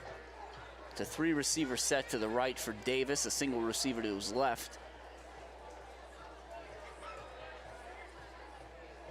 Even without seeing the jersey number, I can tell you that's Knight in the slot. And it's a good ball. Wow. And that's incomplete for Knight, so it's going to be 4th down. But Davis throws that ball before Knight breaks. Yeah, yeah. I mean, that's a 100. That's repetition. That's what that is. That's a lot of trust in your receivers that he's going to get there, and it's repetition. A really good job. But unfortunately, Knight not able to haul that one in. Connor Anstad on to punt. Again, Kimsel and Delaney back deep for Mount Carmel. They haven't really had an opportunity to break one loose yet, so I'd like to see one of these guys get an opportunity here. That's a low liner. It's going to be Delaney at about the 31. Now there's a wall here. There's a lot of red jerseys. Delaney's got to pick a lane, and he will. Can he stay on his feet? Oh. No. Connor Anstad was the only Spartan that could have stopped him, and he got him by a shoestring. And Jim, I mean, there were great blocks all around, and you were right. Delaney picked the right. He got to the sideline, and there was a wall of red jerseys. But I just want to give credit to Michael Kimsel. That he didn't. The punt was to the other side. It was to Delaney, and Kimsel met a full speed running Hughesville Spartan would-be tackler and just stuck him at the point of attack, and it was a great block. It's going to be Kricky off the right side. Nowhere to go. Nice play there. Made by the Spartan defender. It's number 58, Jerry Barton. You know, we'll see now. Again, Red Tornadoes. Now you think about the clock. There's no rush here from the Red Tornadoes. They want to. Oh, there's a flag. Let's see what we've got here. It's an illegal substitution against the Spartans. Too many men on the field. That's what it looks like. One too many, Dano. Yeah. Too many men on the field called against Hughesville. Yeah. Again, now this should. I mean, should reset the play clock, and the clock should start as it does. Now the Red Tornadoes can really work on just being sure that they're able to get this 2 for 1. That's an inside handoff to Lukuski, who does a good job employing the stiff arm, but in that case, again, it was his feet that betrayed him there as they slipped out from underneath him in the wet grass. Yeah, it looked like number 58, Jerry Barton, had a hold of him and was the receiver of that stiff arm, but credit to him for hanging on and dragging Lukoski to the ground. And 108 and counting here. It's to the up back. It's Bailey. And it's a 1st down. He's still up. Hold on, excuse me. So Bailey doesn't end on the turf. He's still standing. That's going to be a matter of where his forward progress was stopped. I thought he was going to clearly have a 1st down. But it's going to be... It looks like the FAR official is signaling 1st down.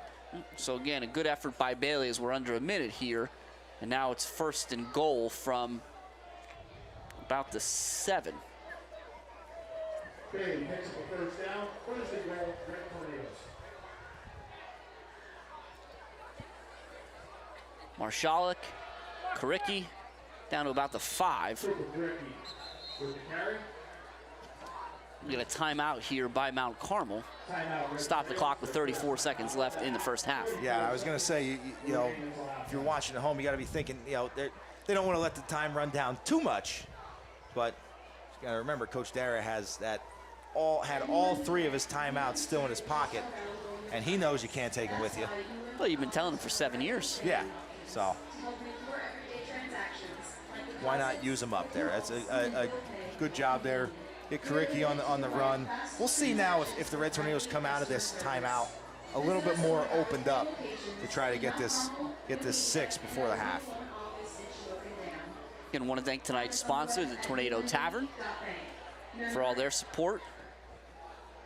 Like I said, I think we appreciate their patronage, and we might turn the favor here in the future. Yeah.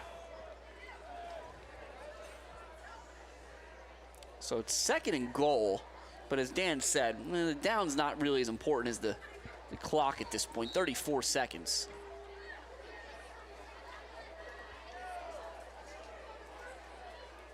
Karicki in motion away from the play. It's Lukuski, and he's in for a touchdown. And you know, 41-7.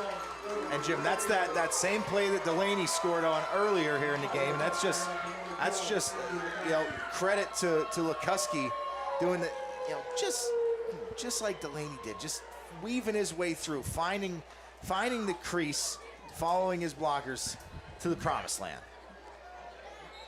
Dan, you know, you go back and you said it's the same play Delaney scored on earlier tonight. What's interesting enough is there's probably not enough time to name all the guys that have scored on that play in a John Dara offense over the last few years. No, you're right. Shoppy's kick is up and good. Now again, we've got 28 seconds left here in the first half. Yes. A lot can happen. Right. One thing worth noting, at least, that I'll mention here is in the event that this is the score that goes in halftime, that 35-point deficit does enable us to start the 3rd quarter with a running clock. Yeah, yeah. Again, we've seen some good returns from the Spartans, so certainly can't make any assumptions here. Yeah, we've seen that they've got some tricks up their sleeves as well. So we'll see how they decide to proceed.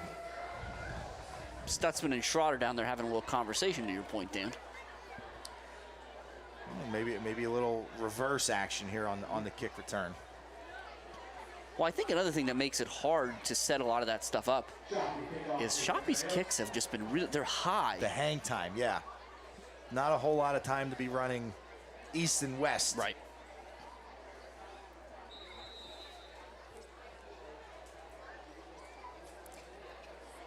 So we'll see what we've got here.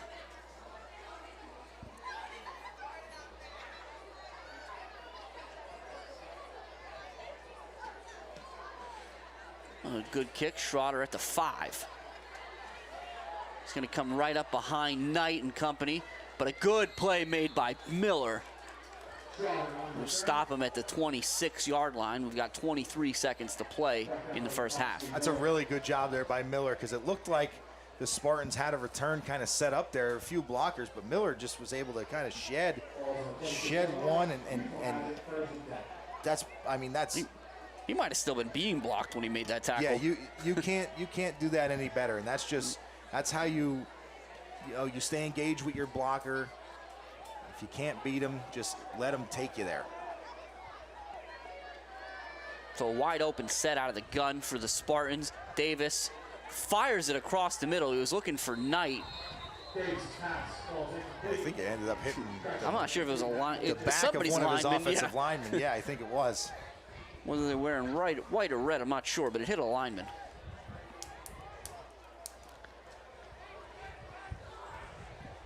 So 2nd and 10.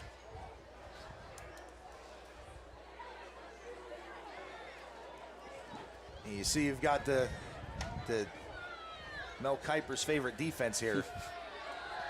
Well, and that's one of the dangers is Stutzman comes up, and he takes a big shot from Morgani at the 44. It'll be a first down and more. And he gets out of bounds, too. Stop the clock with 13 seconds. But again, to your point, Dan, the Red Tornadoes are maybe not happy, but certainly content with giving up 15 or 20 yards on the ground here, given the clock situation. Absolutely, yeah. I mean, again, credit, the huge hit by Morgani there on the sideline, but that's the danger of you know, playing a prevent defense, that you're susceptible to that inside run, and you see it here again. Try it again, but this time it only takes Noah Shimko to decide that's not going to fly. And he's going to drag Stutzman to the ground. We've got a timeout. Hughesville. Timeout by Coach Rainey. 7 seconds left. Ball right around the 49-yard line of the Spartans. And we'll see again. This is one of those situations where one play for sure, possibly two, possibly time to get 2 plays. So I think you come out and whatever you've got in your playbook, pull it out now. So tell me this, Dan, if you're on the other side of this, if you're on the Red Tornado side, again, you're running this prevent, you've got Hughesville and Belichick back deep, kind of nothing over your head, no doubles you might, right, as you think about it from a baseball standpoint. Are you doubling Knight, though? Or do you just trust your defense? I wouldn't double Knight at the line, but I definitely make sure, I mean, it's Belichick over on that side. I'd have Belichick knowing where he's going. Definitely you want to know where he's going. It's going to come in motion. It's that corner route. And it's a quick hitch. It's a pitch and go, or a hook and ladder. Again, it's a nice play design. And I think they're going to, nope, that's going to do it. I wasn't sure if Stutzman was going to get out of bounds before the clock hit zeros, but that is the end of the first half here at the Silver Bowl. It has been a tremendous 24 minutes of play for the Big Red. They lead the visiting Spartans 42-7 here on homecoming. We will be back in just a few minutes with stats, scores, and the second half, so stay tuned. Okay, guys, I don't know if you can hear me up there. You're off for now.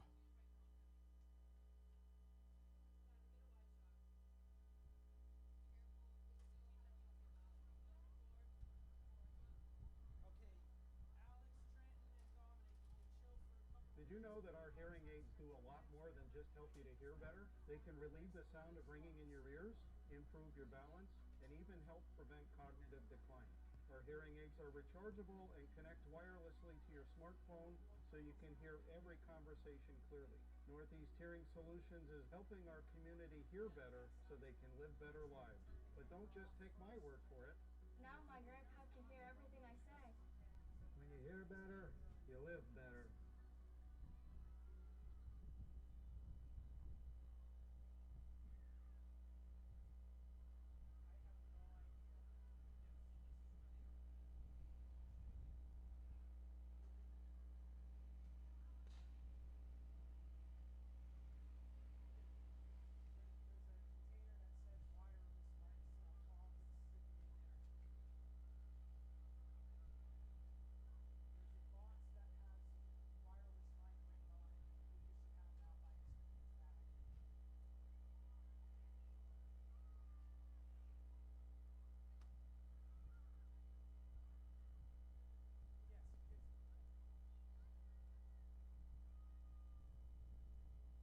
Ladies and gentlemen, highlighting halftime of tonight's game will be the crowning of the 2024 Homecoming Queen. Homecoming has been a tradition at Mount Carmel area since 1952, with many young women competing for the honor of being crowned MCA's queen. The senior, junior, and sophomore classes voted in school, and at this time, we're going to shortly introduce our 3 senior candidates for queen and the junior and sophomore representatives, all of whom have been nominated by their respective classes. For this year's homecoming, we are going back to the 1980s.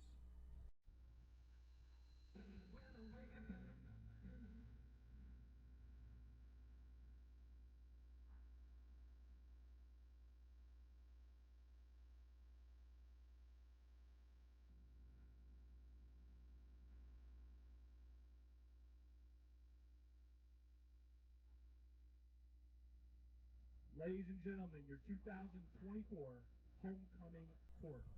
Our sophomore representative is Callie McGee. Callie is the daughter of Elizabeth and John McGee of Mount Carmel. She is on the Distinguished Honor Roll, a member of the National Honor Society, MCA Live News Reporting, Future Teachers and Future Nurses of America, Peer Mediation, Community Leadership, and is Vice President of the sophomore class. Callie is a member of the Varsity Sideline and competitive cheer teams and the track and field team. Callie's interests are shopping, traveling, and hanging out with family and friends. Callie is being escorted tonight by number 2, Matthew Belichick.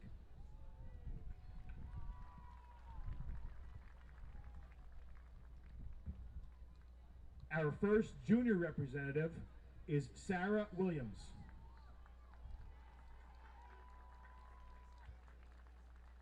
Sarah is the daughter of Tasha and Eric Williams of Natalie.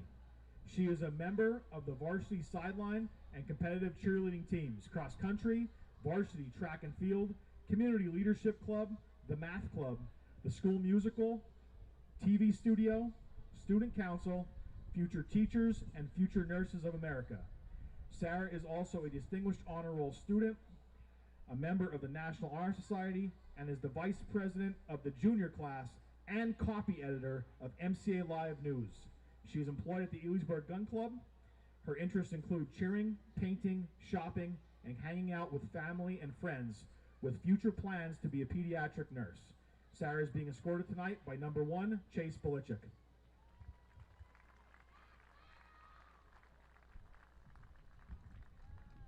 Our second junior representative is Ariana McGinley.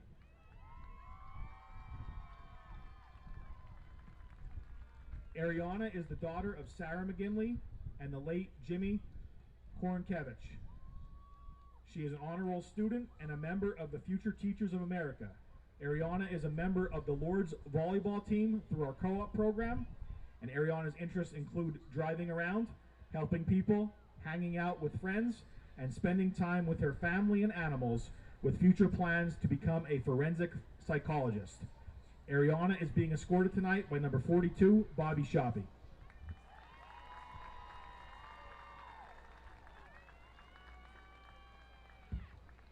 Our first senior candidate is Abby Clokus.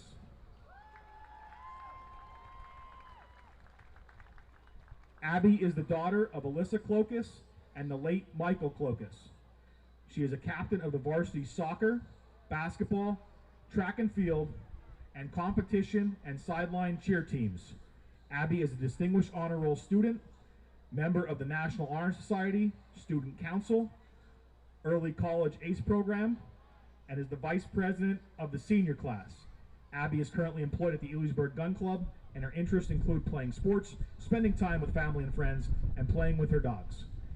Abby's future plans are to attend a four-year college to obtain her bachelor's degree in nursing and become an RN, and eventually becoming a nurse practitioner.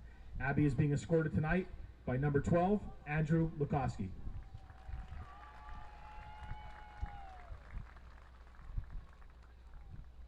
Our second senior candidate is Gigi Shurock.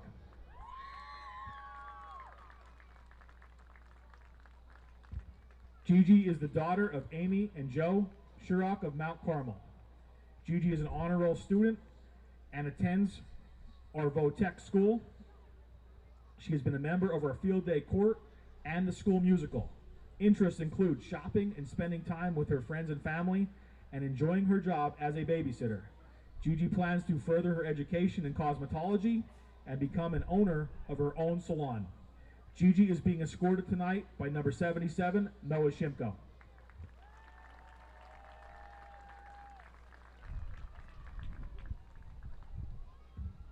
Our third senior representative is Jessa Robert.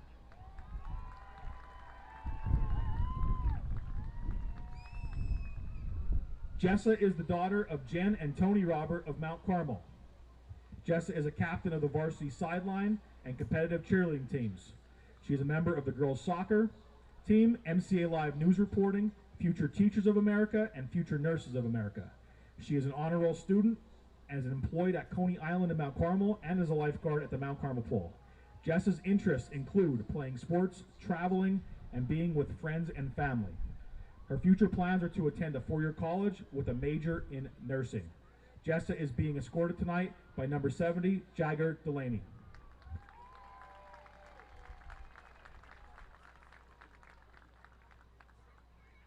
Ladies and gentlemen, let's have a nice round of applause for the 2024 Mount Carmel Area Homecoming Court.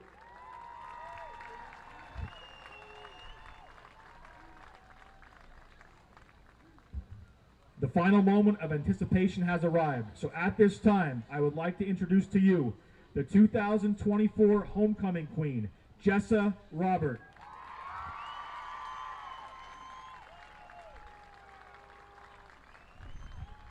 Crowning Miss Robert will be number 24, Luke Blessing. Number 28, Al Bailey will present the Queen with flowers, while players Aiden Dietz, Tate Adams, Landon Adams, Johnny Morgani, Gavin Demko, and Ben Miller will present the Homecoming Court with their gifts.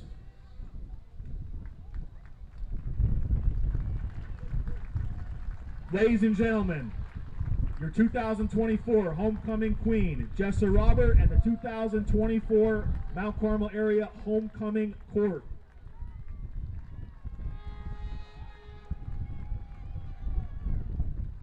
As the Homecoming Court is being escorted to their seats, we would like to take this opportunity to thank all those involved in tonight's homecoming festivities. Your preparation is truly appreciated and does not go unnoticed.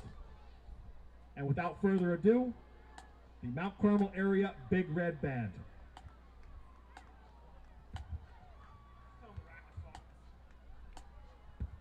Ladies and gentlemen, now entering the field to present their 2024 show is the Mount Carmel Area High School Big Red Band. This year's show features the music of John LaBarbera, Santana, and Earth, Wind, and Fire. We open with the jazz classic Dancing Men, made famous by the Buddy Rich Big Band. Next, we will continue the show with the classic Santana tune, Oye Como Va. The show will then close with Earth, Wind, and Fire's hit, September. The band is led on the field by drum majors Madison Smith and Mario Oardi. Color guard captain is Fallon Jacobian. This year's staff includes Chris Steller, director, Luke Darup, assistant director, Bernie Nestico, drum instructor, Joseph Rossi, assistant drum instructor, John Jacoby, assistant to the band director, Jennifer Melnick, color guard instructor, Linda Haas, assistant color guard instructor, Bernie Steller, Kelly Lucas, Erica Nestico, and Cameron Getty, music and marching instructors. We would like to thank Brett Getty, Matt Steller, the MCA School Board and Administration, and especially the MCA band parents for their continued invaluable support. The band would like to recognize the late Paul Proximichek, legendary MCA Mounties director who wrote the brass and woodwind arrangements for portions of our show. And now we invite you to sit back and enjoy the 2024 edition of the Mount Carmel Area High School Big Red Band.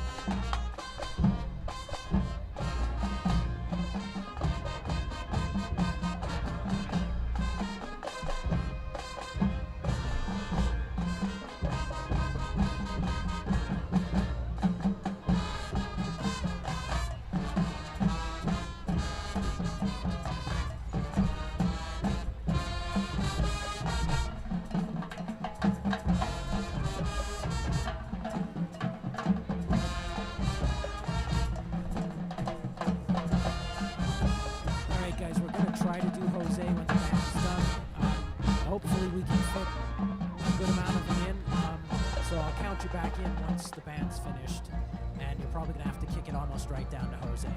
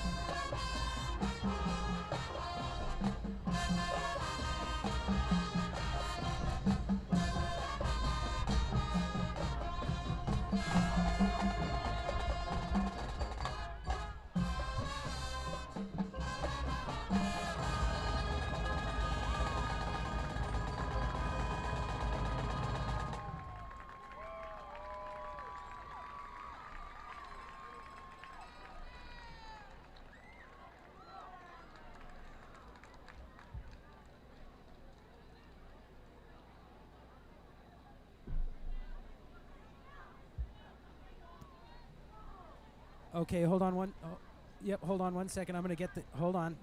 All right.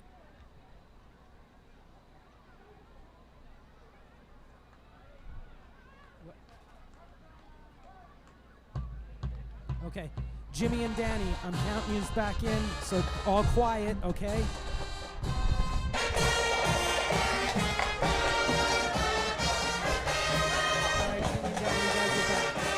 Hello and welcome back to the Silver Bowl, where after one half of play, the Red Tornadoes lead the Spartans 42-7. Now, usually we get to talk about Jose's stats, but it's nice when we're back here at the Silver Bowl and Jose can talk about Jose's stats. Jose, can you hear us, buddy? Yeah, hold on 1 second. Sure. You're good? Yeah, Jose's good. All right, you want to go? Yeah, go ahead, Jose. What do you got for us, buddy? All right, first for Hughesville. 12 rushes for 66 yards, 7 of 18 passing for 88 yards. 154 yards of total offense, 6 first downs. For Mount Carmel, 27 rushes for 197, 10 of 13 passing for 137. That's a total offense of 334 yards, 16 first downs in the first half. Cooper Karicki, 13 for 130. And the leading receiver tonight, Chase Polichik, with 3 for 47. Gavin Marshalik with his 6th consecutive 100-yard passing game. So they're continuing to do what they've done all year. They're taking what Hughesville's giving us, got ourselves in the competition rule. So hopefully we see some young kids play the second half and come out of here healthy. Yeah, Jose, thanks for that. And, you know, we kind of cited that at the first half when Marshall threw the touchdown. We thought, well, hey, Jose had told us, you know, coming into this week that it had been 5 straight weeks Marshall had 100 yards and a touchdown. So it's nice to see him expend that to 6. Yeah, and he's doing a great job. I mean, his numbers on that, I think you guys read in the game notes where he was the first quarterback ever for Mount Carmel to throw for over 1,000 yards in his first 5 games. And I'm going to have to go back to the books to see where we are with 6 because Joe Baczynski, Greg Doviak, and Dave Shinsky threw a lot of their bigger games in the second half of the season. So I don't know where they're going to come out. Not that it's important right now, but that the fact that he's continuing with these numbers is what is. Yeah, it's been super impressive, Jose, and thank you for getting us those numbers. It's just the balance of this offense over the past 2 weeks has been incredible. Yeah, it has. I mean, you know, everybody gets upset with John because we're either going to run or we're going to throw, but tonight it's a lot more balanced, and I like the way he's gone to other players, and you kept giving Tate his opportunity, as well as Chase. Yep. And I think they've both taken advantage of it so far, so it's a good thing. Yep, thanks, Jose. We've got Alyssa with Coach Darrell. Go. Alyssa, go ahead. See you guys. What are you going to have to do to keep up this big win? Well, I thought we had a good first half. Obviously, we didn't want to give up to 7, but I'm happy with the way we're running the football tonight. All righty, thank you. Jim and Dan, back to you. Thanks, Alyssa. And again, thanks, Jose. As always, it's always cool when we get the opportunity to do that, to talk to those folks here at the outset of the second half. Again, it's been a big first half. Jose gave us those numbers. 334 yards in total offense for the Big Red in just 24 minutes of play. And as we kind of indicated at the end of the first half, Dan and Jose reiterated, given the 35-point difference in score here, we'll have a little bit quicker second half, but a good opportunity for the Big Red to maybe get some of those youngsters out there. Yeah, absolutely, Jim. And I think I wouldn't be surprised to see the Red Tornadoes, the ones out there, the guys that got him here out there for at least the first drive here of the second half. But I think if they're able to go down and punch a score in, or at least take some time off of that clock, which they will, again, with the running clock, I think that's when we'll be able to get an opportunity to see just more of the future of this Red Tornadoes team. So again, we talked a little bit as well about some of the things going on around the area. And so as I head out to our score stream app, we're going to again just remind you, tonight's sponsor, Tornado Tavern, and always appreciate their support, and we support them right back. So here's an interesting one. We talked before, Danville led Southern Columbia 21-0 in the second quarter. In the third quarter now, it's 21-2. So Southern picked up a couple of points somewhere along the lines. You know, just to thinking about that, Jim, there's a possibility of bad snap out of the back of the end zone. I'm sure even over there, you know, all area teams are going to be dealing with the same weather that we've been dealing with. So I'm sure that had something to do with it. So that's that game, and you know, as we said before, the #1 team in District 4 AAA right now, as far as the rankings are concerned, is Lewisburg. Danville's right on their heels, but Lewisburg is #1, and they're leading. So they're 5-0, and they're leading the 4-1 Loyalsock Lancers 13-7 in the third quarter. Mount Carmel's opponent last week, Montoursville, they're locked up with Central Columbia, and they lead them 35-0 in the third quarter. Another kind of District 4 Class AAA matchup is Mifflinburg and Milton. And Mifflinburg, as we talked about them before, have to be the best 0-5 team you've ever seen, and have an unbelievable competition they've encountered all season. Are well on their way to picking up their first win of the season. They lead Milton 35-6 in the third quarter. And last but not least, the Shamokin Indians have extended their lead over the Selinsgrove Seals. It's now 16-7. The Spartans try an onside kick to start the second half. Into the waiting arms of number 15, Jason Clokus. Yes. It'll be 1st and 10 Mount Carmel at about the 38-yard line. Yeah, good job there by Clokus, just getting that one and getting on top of it. And I was wrong here, Jim. We get to see Matt Belichick out there taking snaps here to start the second half. Got Aiden Dietz there in the backfield, along with Keegan Brown in that fullback spot. Morgani at a receiver, Lukuski, and Brokenshire as well. Handoff to Dietz. He'll be dropped in the backfield. Yeah, we'll have to get that. Fisher. Have to get that line here. Well, Shiganowski's out there, Kynes, Demko, Spears and Bumps. So still a lot of the big guys still in there on that front. I think this is the first time we've seen Morganti offensively tonight. And Dietz is going to get dropped in the backfield again. I think that's Fisher again from that linebacker position. Yeah, we'll see now if they opt to let Belichick put this one in the air. 2 negative plays on 1st and 2nd down here on the ground. I'm curious to see. I mean, Morgani's a ball hawk on the defensive side of the ball. I'd be curious to see him get the ball thrown his way on this side. Belichick will throw, and he is looking Morgani's way. Morgani's going to try to split the difference, and oh my goodness. The Spartans couldn't have played that any better, and somehow Morgani still almost came up with the football. It'll be 4th down. Yeah, he almost did split the difference there, Jim. You're right. But again, that's a quick 3 and out there for the Red Tornadoes to start this second half.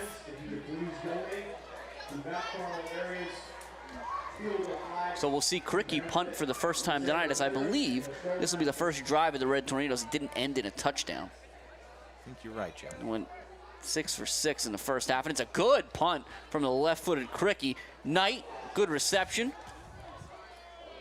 Good coverage by the Big Red as he's pushed out of bounds by Belichick and Miller. Yeah, Morgani almost got downfield too fast and had to kind of avert his direction to avoid interfering with the returner catching the ball, and wasn't able to make the tackle there because of that. But really good job coverage-wise all around, and just a great punt from Karicki. Now you got some changes on the defensive side for the Red Tornadoes, again mostly in the defensive backfield. Knight comes in motion. Davis wants to go up top. He floats it out to Knight. There's nobody on that side of the field. Good job there of recovery. It's going to be Karicki. Let me see who else. I think that's Brokenshire. Yeah, I think so. So good job there by the defense. Yeah, again, Brokenshire's in that defensive backfield. You got Jackson Boblik at a corner. Noel and Noel and Shooter make up the rest of the defensive backfield. Now this is going to be Abernatha. And Abernatha is going to get ahead of steam, but he's going to take a shot from 51, Ryan Bush, out of the linebacker position. Yeah, Bush with a head of steam there heading to the sidelines. They put a hit on Abernatha, but not after Abernatha was able to get the first down. So really good, solid tackle there from Bush. Yeah, the Big Red, they have their some of their rotational starters on the defensive line in there. And here comes a big rush. It's Knight. He got behind. It's intercepted. Knight was behind the defense. Noel came across the field, made the play. He's got a good return into Spartan territory. He's still on his feet. He's going to be tackled inside the 40. But what a play by number 14, Ezekiel Noel. Yeah, and a little bit of help to that defensive front there from the Red Tornadoes. Did a good job putting some pressure on Davis. And he just kind of floated it out there, and just great job in the defensive backfield there in the coverage, going and Noel just going and getting that football. And that's when you love to see that. I mean, that's all hands. Yeah. That wasn't one that hit him in the gut and he caught it out of defense. You see it right there on the replay. Went up there with both hands, grabs it. And he goes down the sideline. Number 88, Jalen Lilly, with him for protection and helped aid the big return. Butchick takes the snap and he turns and hands it to Dietz. Dietz will get down about the 37-yard line. Yeah,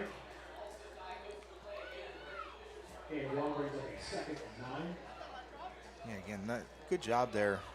Just the defensive front and these Spartans really starting to stiffen up here against the Red Tornado run game. Yeah, we mentioned Morgani out there, Brokenshire. Keegan Brown is in that fullback slot that Bailey often occupies. Otherwise, it's Lukuski split out with Brokenshire, and it'll be Belichick throws, and that's a good ball to Morgani. That's one that, as a receiver, you appreciate that because Belichick protects Morgani on that one, Dan. 100%. Morgani has to kind of go down low and slide for that one, and makes a really great catch, secures the ball, and as you said, heading into the middle there, the teeth of the defense, Belichick puts that one down to protect Morgani. Here in the third quarter. It'll be Dietz one more time. About the 25-yard line, give him 2. I think, Dan, one thing that's interesting to point out is we think about this Red Tornado team, and we've got, Belichick in here, and I think we had 4 different, I think Jose pointed out on that drive last week, there were 4 different quarterbacks at one point, but yeah. Don't forget, not last year, but the year before, Belichick takes over at quarterback for Spears. For what, maybe 2.5 weeks before he himself suffered an injury? Yeah. But did a phenomenal job in that role. So certainly capable, but I think we had a little conversation before the game, and as Dietz gets close to a first down, it's really just Belichick's so valuable on the defensive side and what he does there that really it doesn't behoove the Red Tornadoes to have him as the #1 backup all the time. Right. Certainly not at the JV level for an absolute stud at the varsity point. And this time it's going to be Lukuski. He's going to try to get the edge. There's going to be a flag on the Red Tornadoes here. Not sure if it's going to be a hold or a block in the back. Just depending on how they call it, but either way, it's going to come back. Yeah, it's unfortunate for the Big Red because that was going to, Lukuski easily had the first down there on that 3rd and short. So this 3rd and short's going to get a little longer, maybe. Yeah, just slightly. Really only going to lose about 2 yards on the play. It's a couple feet and some time. But again, as we said, with the clock moving, it might not feel like it or might not seem like it, but we were beyond the midway point here in the 3rd quarter, 5:24 and counting. It's 3rd and about 5, we'll say, for the Red Tornadoes. Lukuski comes in motion the other way. They give it to him, try to get him out on the edge. He's going to move Dietz around to get a good block. And he's going to be, I think he's going to have a first down, Dan. I think so, Jim. I think you're right. And that was such a good job. Dietz did a good job getting out in front of him. And then, at the point of impact there, Lukuski just uses his hand and kind of guides Dietz. All right, you're going to block this guy out. Now I'm going to make my cut. And that cut, although didn't get a whole lot once he cut inside, it was enough to get the first down. 1st and 10 from about the 12. It's Dietz. Excuse me, that was from the 17. Dietz is now to about the 14. And again, just a reminder, Thursday night Supper Club, 6:30 at Matucci's. Doors open at 5:45. Get in there to meet with current members of the football team, the cheerleaders, the band, the TV studio. All depends on the week, as well as special alumni guests. This coming week, it is Mike Menapace from the class of '69. As Dietz gets stuck in the back from the ball pops out, I believe he fell on it himself. Going to be 3rd and long, but again, the other thing about Supper Club is you can get those raffle tickets for the game-worn and signed Travis Kelce jersey provided quite generously by Brett Veach. Yeah. Now, Jim, I'm not entirely sure that offensive play there, that's a designed read, because Belichick, I thought he kept that ball and ran up the middle untouched for 4 or 5 yards. But Unfortunately, Dietz took the brunt of that one in the backfield. Blitchik again, get in front of the sticks. So it's going to bring up 4th and about 7.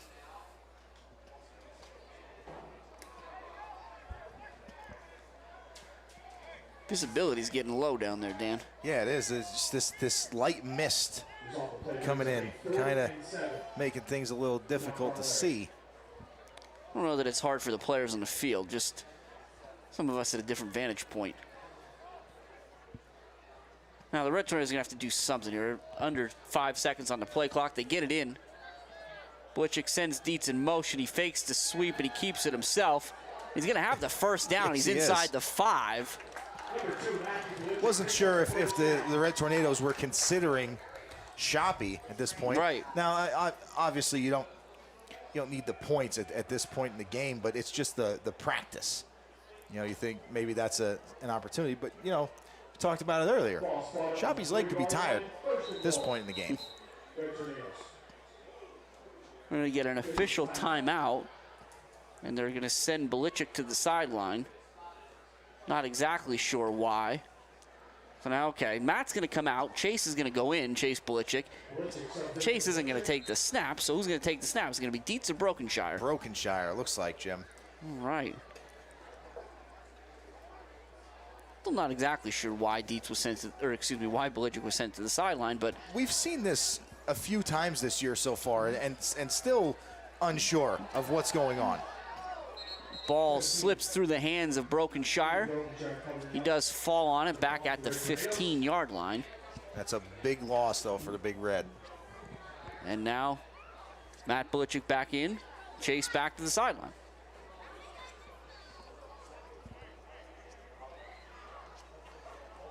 So the world may never know what happened in that situation. But what the world should know is that tonight's sponsor is Tornado Tavern, and we appreciate their support. As always. Got 90 seconds left in the third quarter. Dietz in motion. It's a handoff to Lukuski. Spartans ready for that one. Yeah, I'm still just trying to figure out what the issue was that had Blitchik sent off the field there, because I was trying to keep an eye on him as he came to the sideline.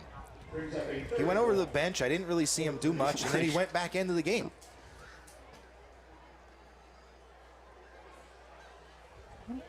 Again, if you think back to the Southern game the Red Tornadoes had, where the officials sent Southern's kicker, I'm sorry, I can't remember the young man's name. They sent him to the sideline. Oh, boy.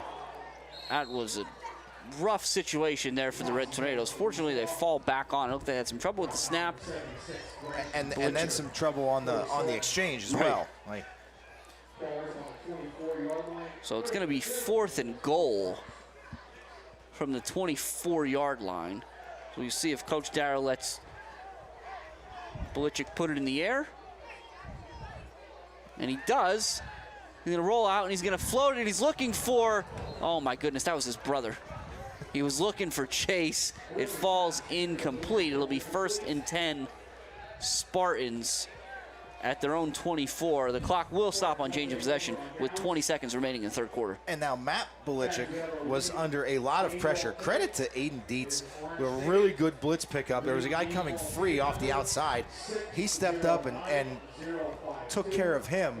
But there was still, the pocket was collapsing on Blitchik there. But, as brothers, Chase is going to be on Matt about that one. Right. Good job by Brokenshire batting that ball down at the line of scrimmage as Davis tried to escape the pocket. But that'll be the last play of the third quarter. So after 3, 42-7 Big Red. Yeah, and again, that's a really good quarter defensively for the Red Tornadoes here. They get the turnover on the first possession the Spartans have, and actually really the only full possession that they had in the third quarter. They did a good job of just burning through that clock. Some more updates as we're in between halves the quarter here. The Danville Ironmen have extended their lead by a touchdown. It's 28-2. That's not 20. If you're waiting for me to say the next number, it's not 28-2 anything. It's 28-2. 28-2-2, you might say. Yeah.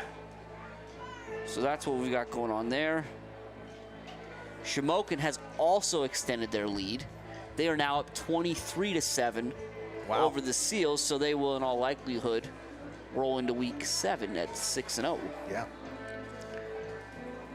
We've also got we check in on Montoursville. They lead Central Columbia 42-0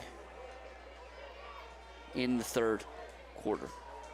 So it's 2nd and 10 for Davis. He rolls out to his left again. He's going to be under pressure, and he floats it across the middle. It's a good ball tonight, but he's going to be stuck by Noel. Yeah. And there's some holding out there, Dan, that's not really being addressed. Yeah, I agree. And we've seen it multiple times. You see here, that's the only reason Aiden Brokenshire doesn't get to the quarterback. And I want to give credit now that the ball wasn't thrown his way, but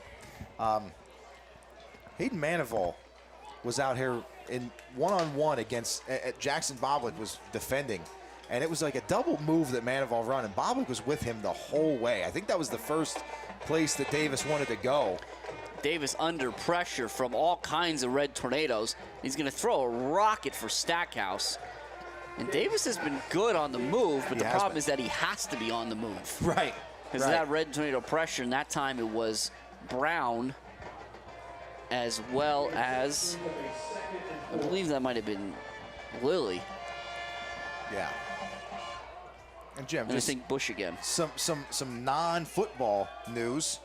Just got the update here. The White Sox have broken the modern MLB record with their 121st loss of the season. So, to those White Sox fans out there, I apologize. Connor Knight takes another reception. He's still out there from Davis, and he's going to have a nice little, add some numbers to the rack. Yeah. Down inside the 5. Again, the Spartans continue to go up top. Yeah, Davis trying to cut into this deficit. Was under pressure again there, but you're right, Jim. This is still the ones here for the Spartans out here. So the Red Tornado defense doing a really good job trying to hold up here. Again, that number 88, Jalen Lilly, is going to be the one that slows him down. And it'll be a touchdown for Stutzman.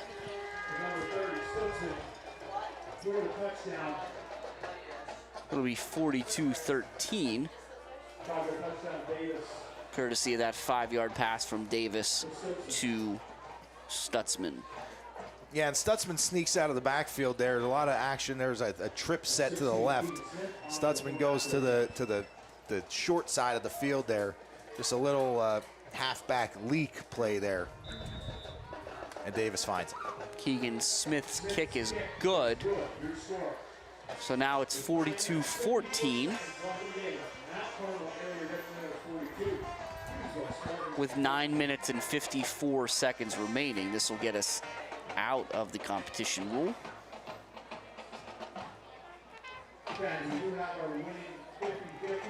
Now, see this kick return team that's on the field, Jim. It looks like the normal kick return team. And I think as it should be. Yeah, I think so. I think it's. I also like seeing number 16 there up off the bench. Well, and I think we've talked about it. You know, a lot of times you have to think. I mean, the Spartans, the way that they kind of continue to air the football out at this stage of the game, you have to think they're going to try an onside kick. Oh yeah, and you're right. And it wasn't the starting kick return team; it's the hands team out here. There's a lot of similarities though, so you can be forgiven. The only man back is Karicki, and he's going to get over his head, get into the end zone. So it'll be 1st and 10 Mount Carmel as they take over. No time removed off the clock, 9:54 left here. Doesn't look to be any changes happening on the defensive side of the football for the Spartans. Big Red are going to make more, though. They're going to continue to make some more changes. We've got some new numbers out there, at least along the offensive line that I don't believe were out there. I think Brokenshire is going to take all the snaps this time. It does look like, at the very least, I can see, because I'm better at seeing these guys, unfortunately. See Landon Adams split out to the left. So Jackson Boblick and Noel are split out to the right. That shooter in the backfield with Brokenshire. Number 40, Dylan Poe, is in that fullback position, and Dan's going to run through the line. Blessing with a good snap there. Like I say, up for that one. Yeah, I did. I see Blessings out there. Jabari Kynes still out there. Got 54. That's Azazel Lilly. 59, Jason Dillo. We might be missing one more. I think the other one was 51. I think it was Bush. Still Bush. Yes. Yep.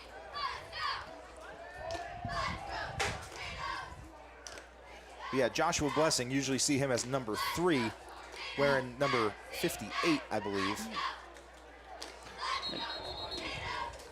And a good job there by Brokenshire, and a good job by Boblick.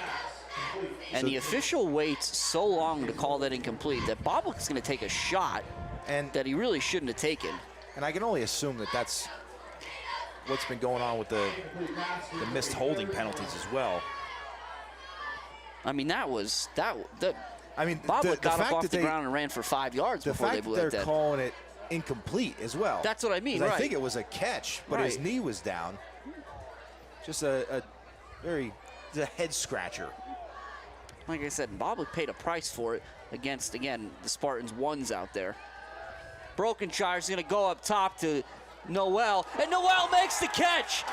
And oh my goodness, these Red Tornadoes move the ball no matter who's out there, no matter what's going on. That's just great concentration from Ezekiel Noel. The fact that there was no pass interference penalty called to begin with was insane, but just the concentration with Manival in his pocket to catch that one off the tip. Good ball by Brokenshire, and I love the effort here by the Red Tornadoes to open this up. It's a good snap. Good handoff, and that's going to be 13 shooter now. Oh my goodness, look, here we have a flag. And we'll see which direction this is going to go. Oh, it's going to be an illegal shift. Okay.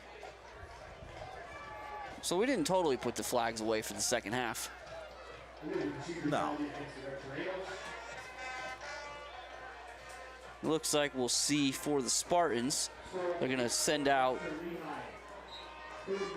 well, there's actually, excuse me, they're just going to rotate. They're not going to make any changes defensively, really.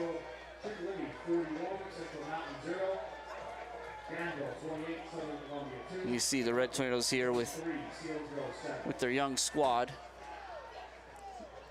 trying to get everything sorted out.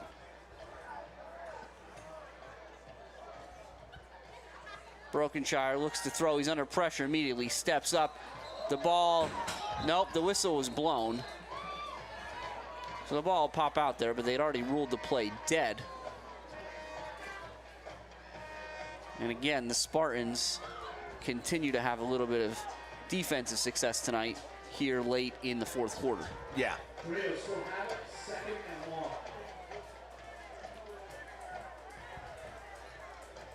Second and about 20 now.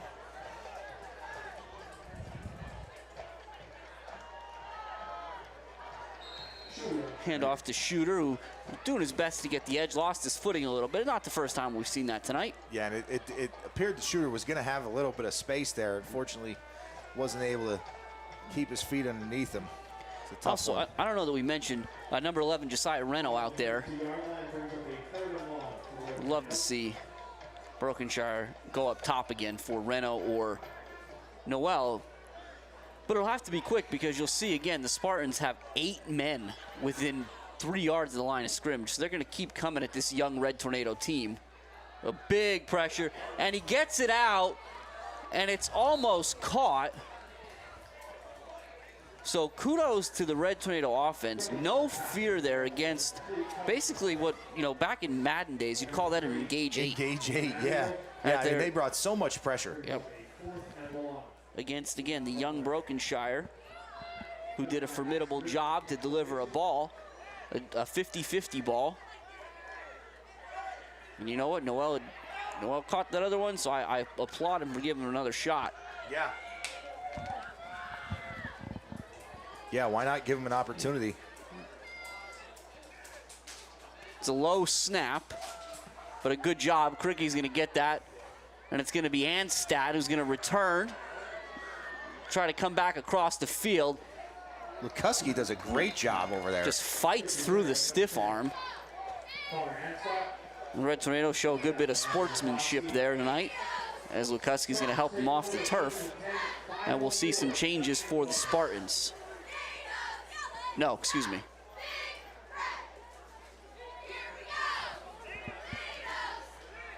That was just the change of defense to offense. Yeah.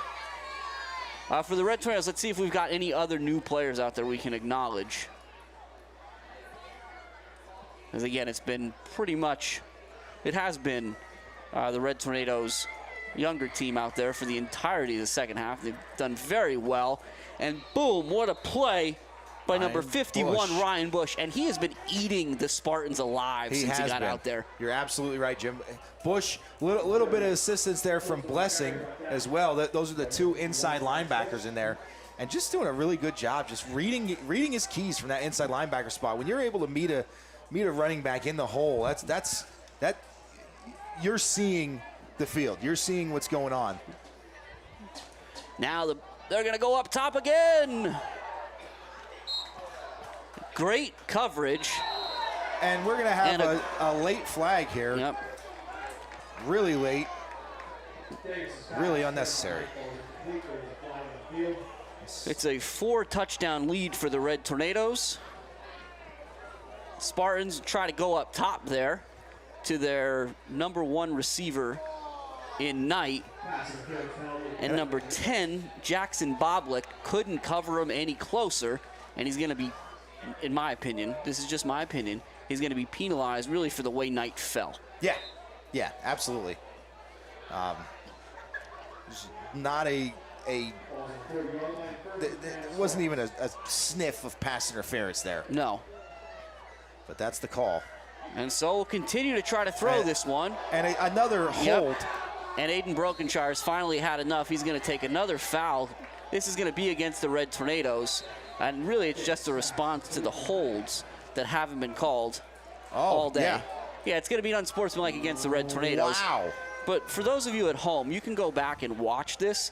So number 1, again, the blue. This is a young Red Tornado defense, really holding their own against a very experienced Spartan team.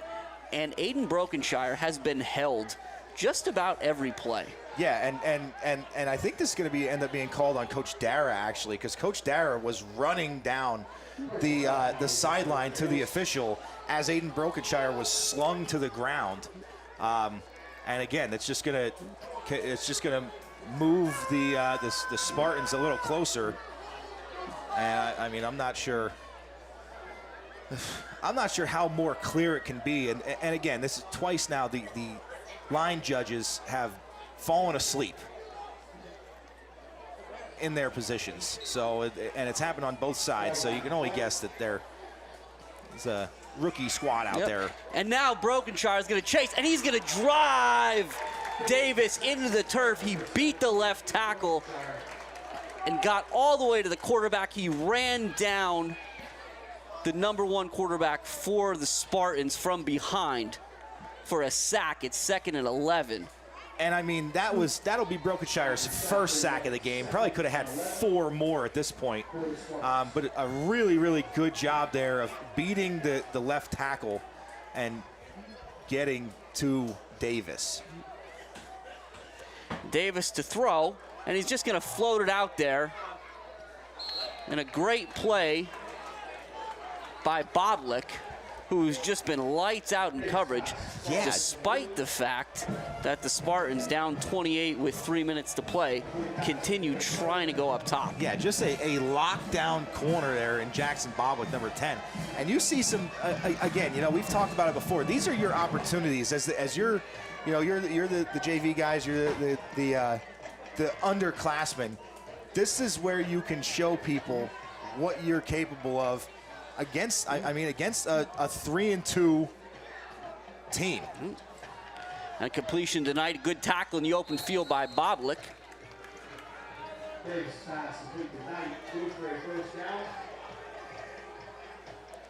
2:20 remaining. It's a 4-score game here with the Red Tornadoes on top by 28. Red Tornadoes led 42-7 at half.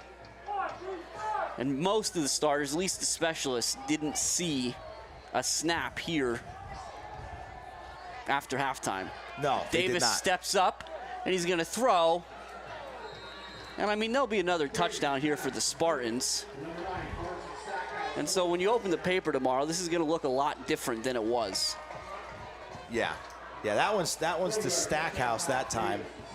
But again, you mentioned it, Jim. This has been the Hughesville Spartans against the Red Tornado junior high football team, or JV football team at this point. The starters on both sides doing just a tremendous job. I mean, making Hughesville earn everything that they have gotten here in the second half. Yep, again, it's the JV defense for the Big Red. They've given up 14 points in 2 quarters of play. They've just done a phenomenal job, despite some questionable calls and some lack thereof other ones. Yeah. So we'll see now. I like to see. I mean, it seems like whatever Hughesville's doing here, that if the Red Tornadoes send out the hands team, they're kicking it deep. If they send out the regular kick return, they're kicking it onside. Well, it looks like the Red Tornadoes are going to send out the regular kick return. It's going to be an updated version of it. Yeah. As again, the Big Red will do, and kind of these are the things that, this idea that success breeds success. Yeah. When you have these games like this, regardless of which direction they go, you give these young men the opportunity to get some valuable snaps. Absolutely, and yeah, you have your normal kick return team out there, but I definitely would let, that second line there, especially Reno, Boblik, Noel, Brokenshire, that whole second line, let them know to be ready. And Coach Dara is imploring them to move up to the 45. So it's a pseudo hands team.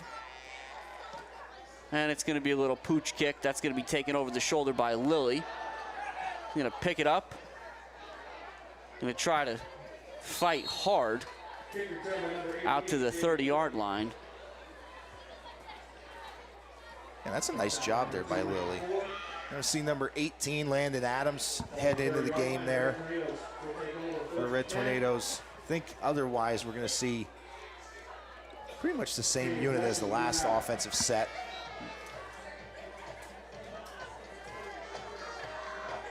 So again, got a lot going on here. Still see Anstad out there for the Spartans. A lot of guys still out there. Well, that's kind of been the case here in the second half. But we don't want to forget tonight's sponsor, the Tornado Tavern. Right. Again, we're not too far from maybe making a little visit. Minute 15 left here in a game in which the Red Tornadoes absolutely dominated. You see they're going to let this play clock roll here. 2nd and 10. Brokenshire to Shooter. Ball comes out at the end, but Shooter's down.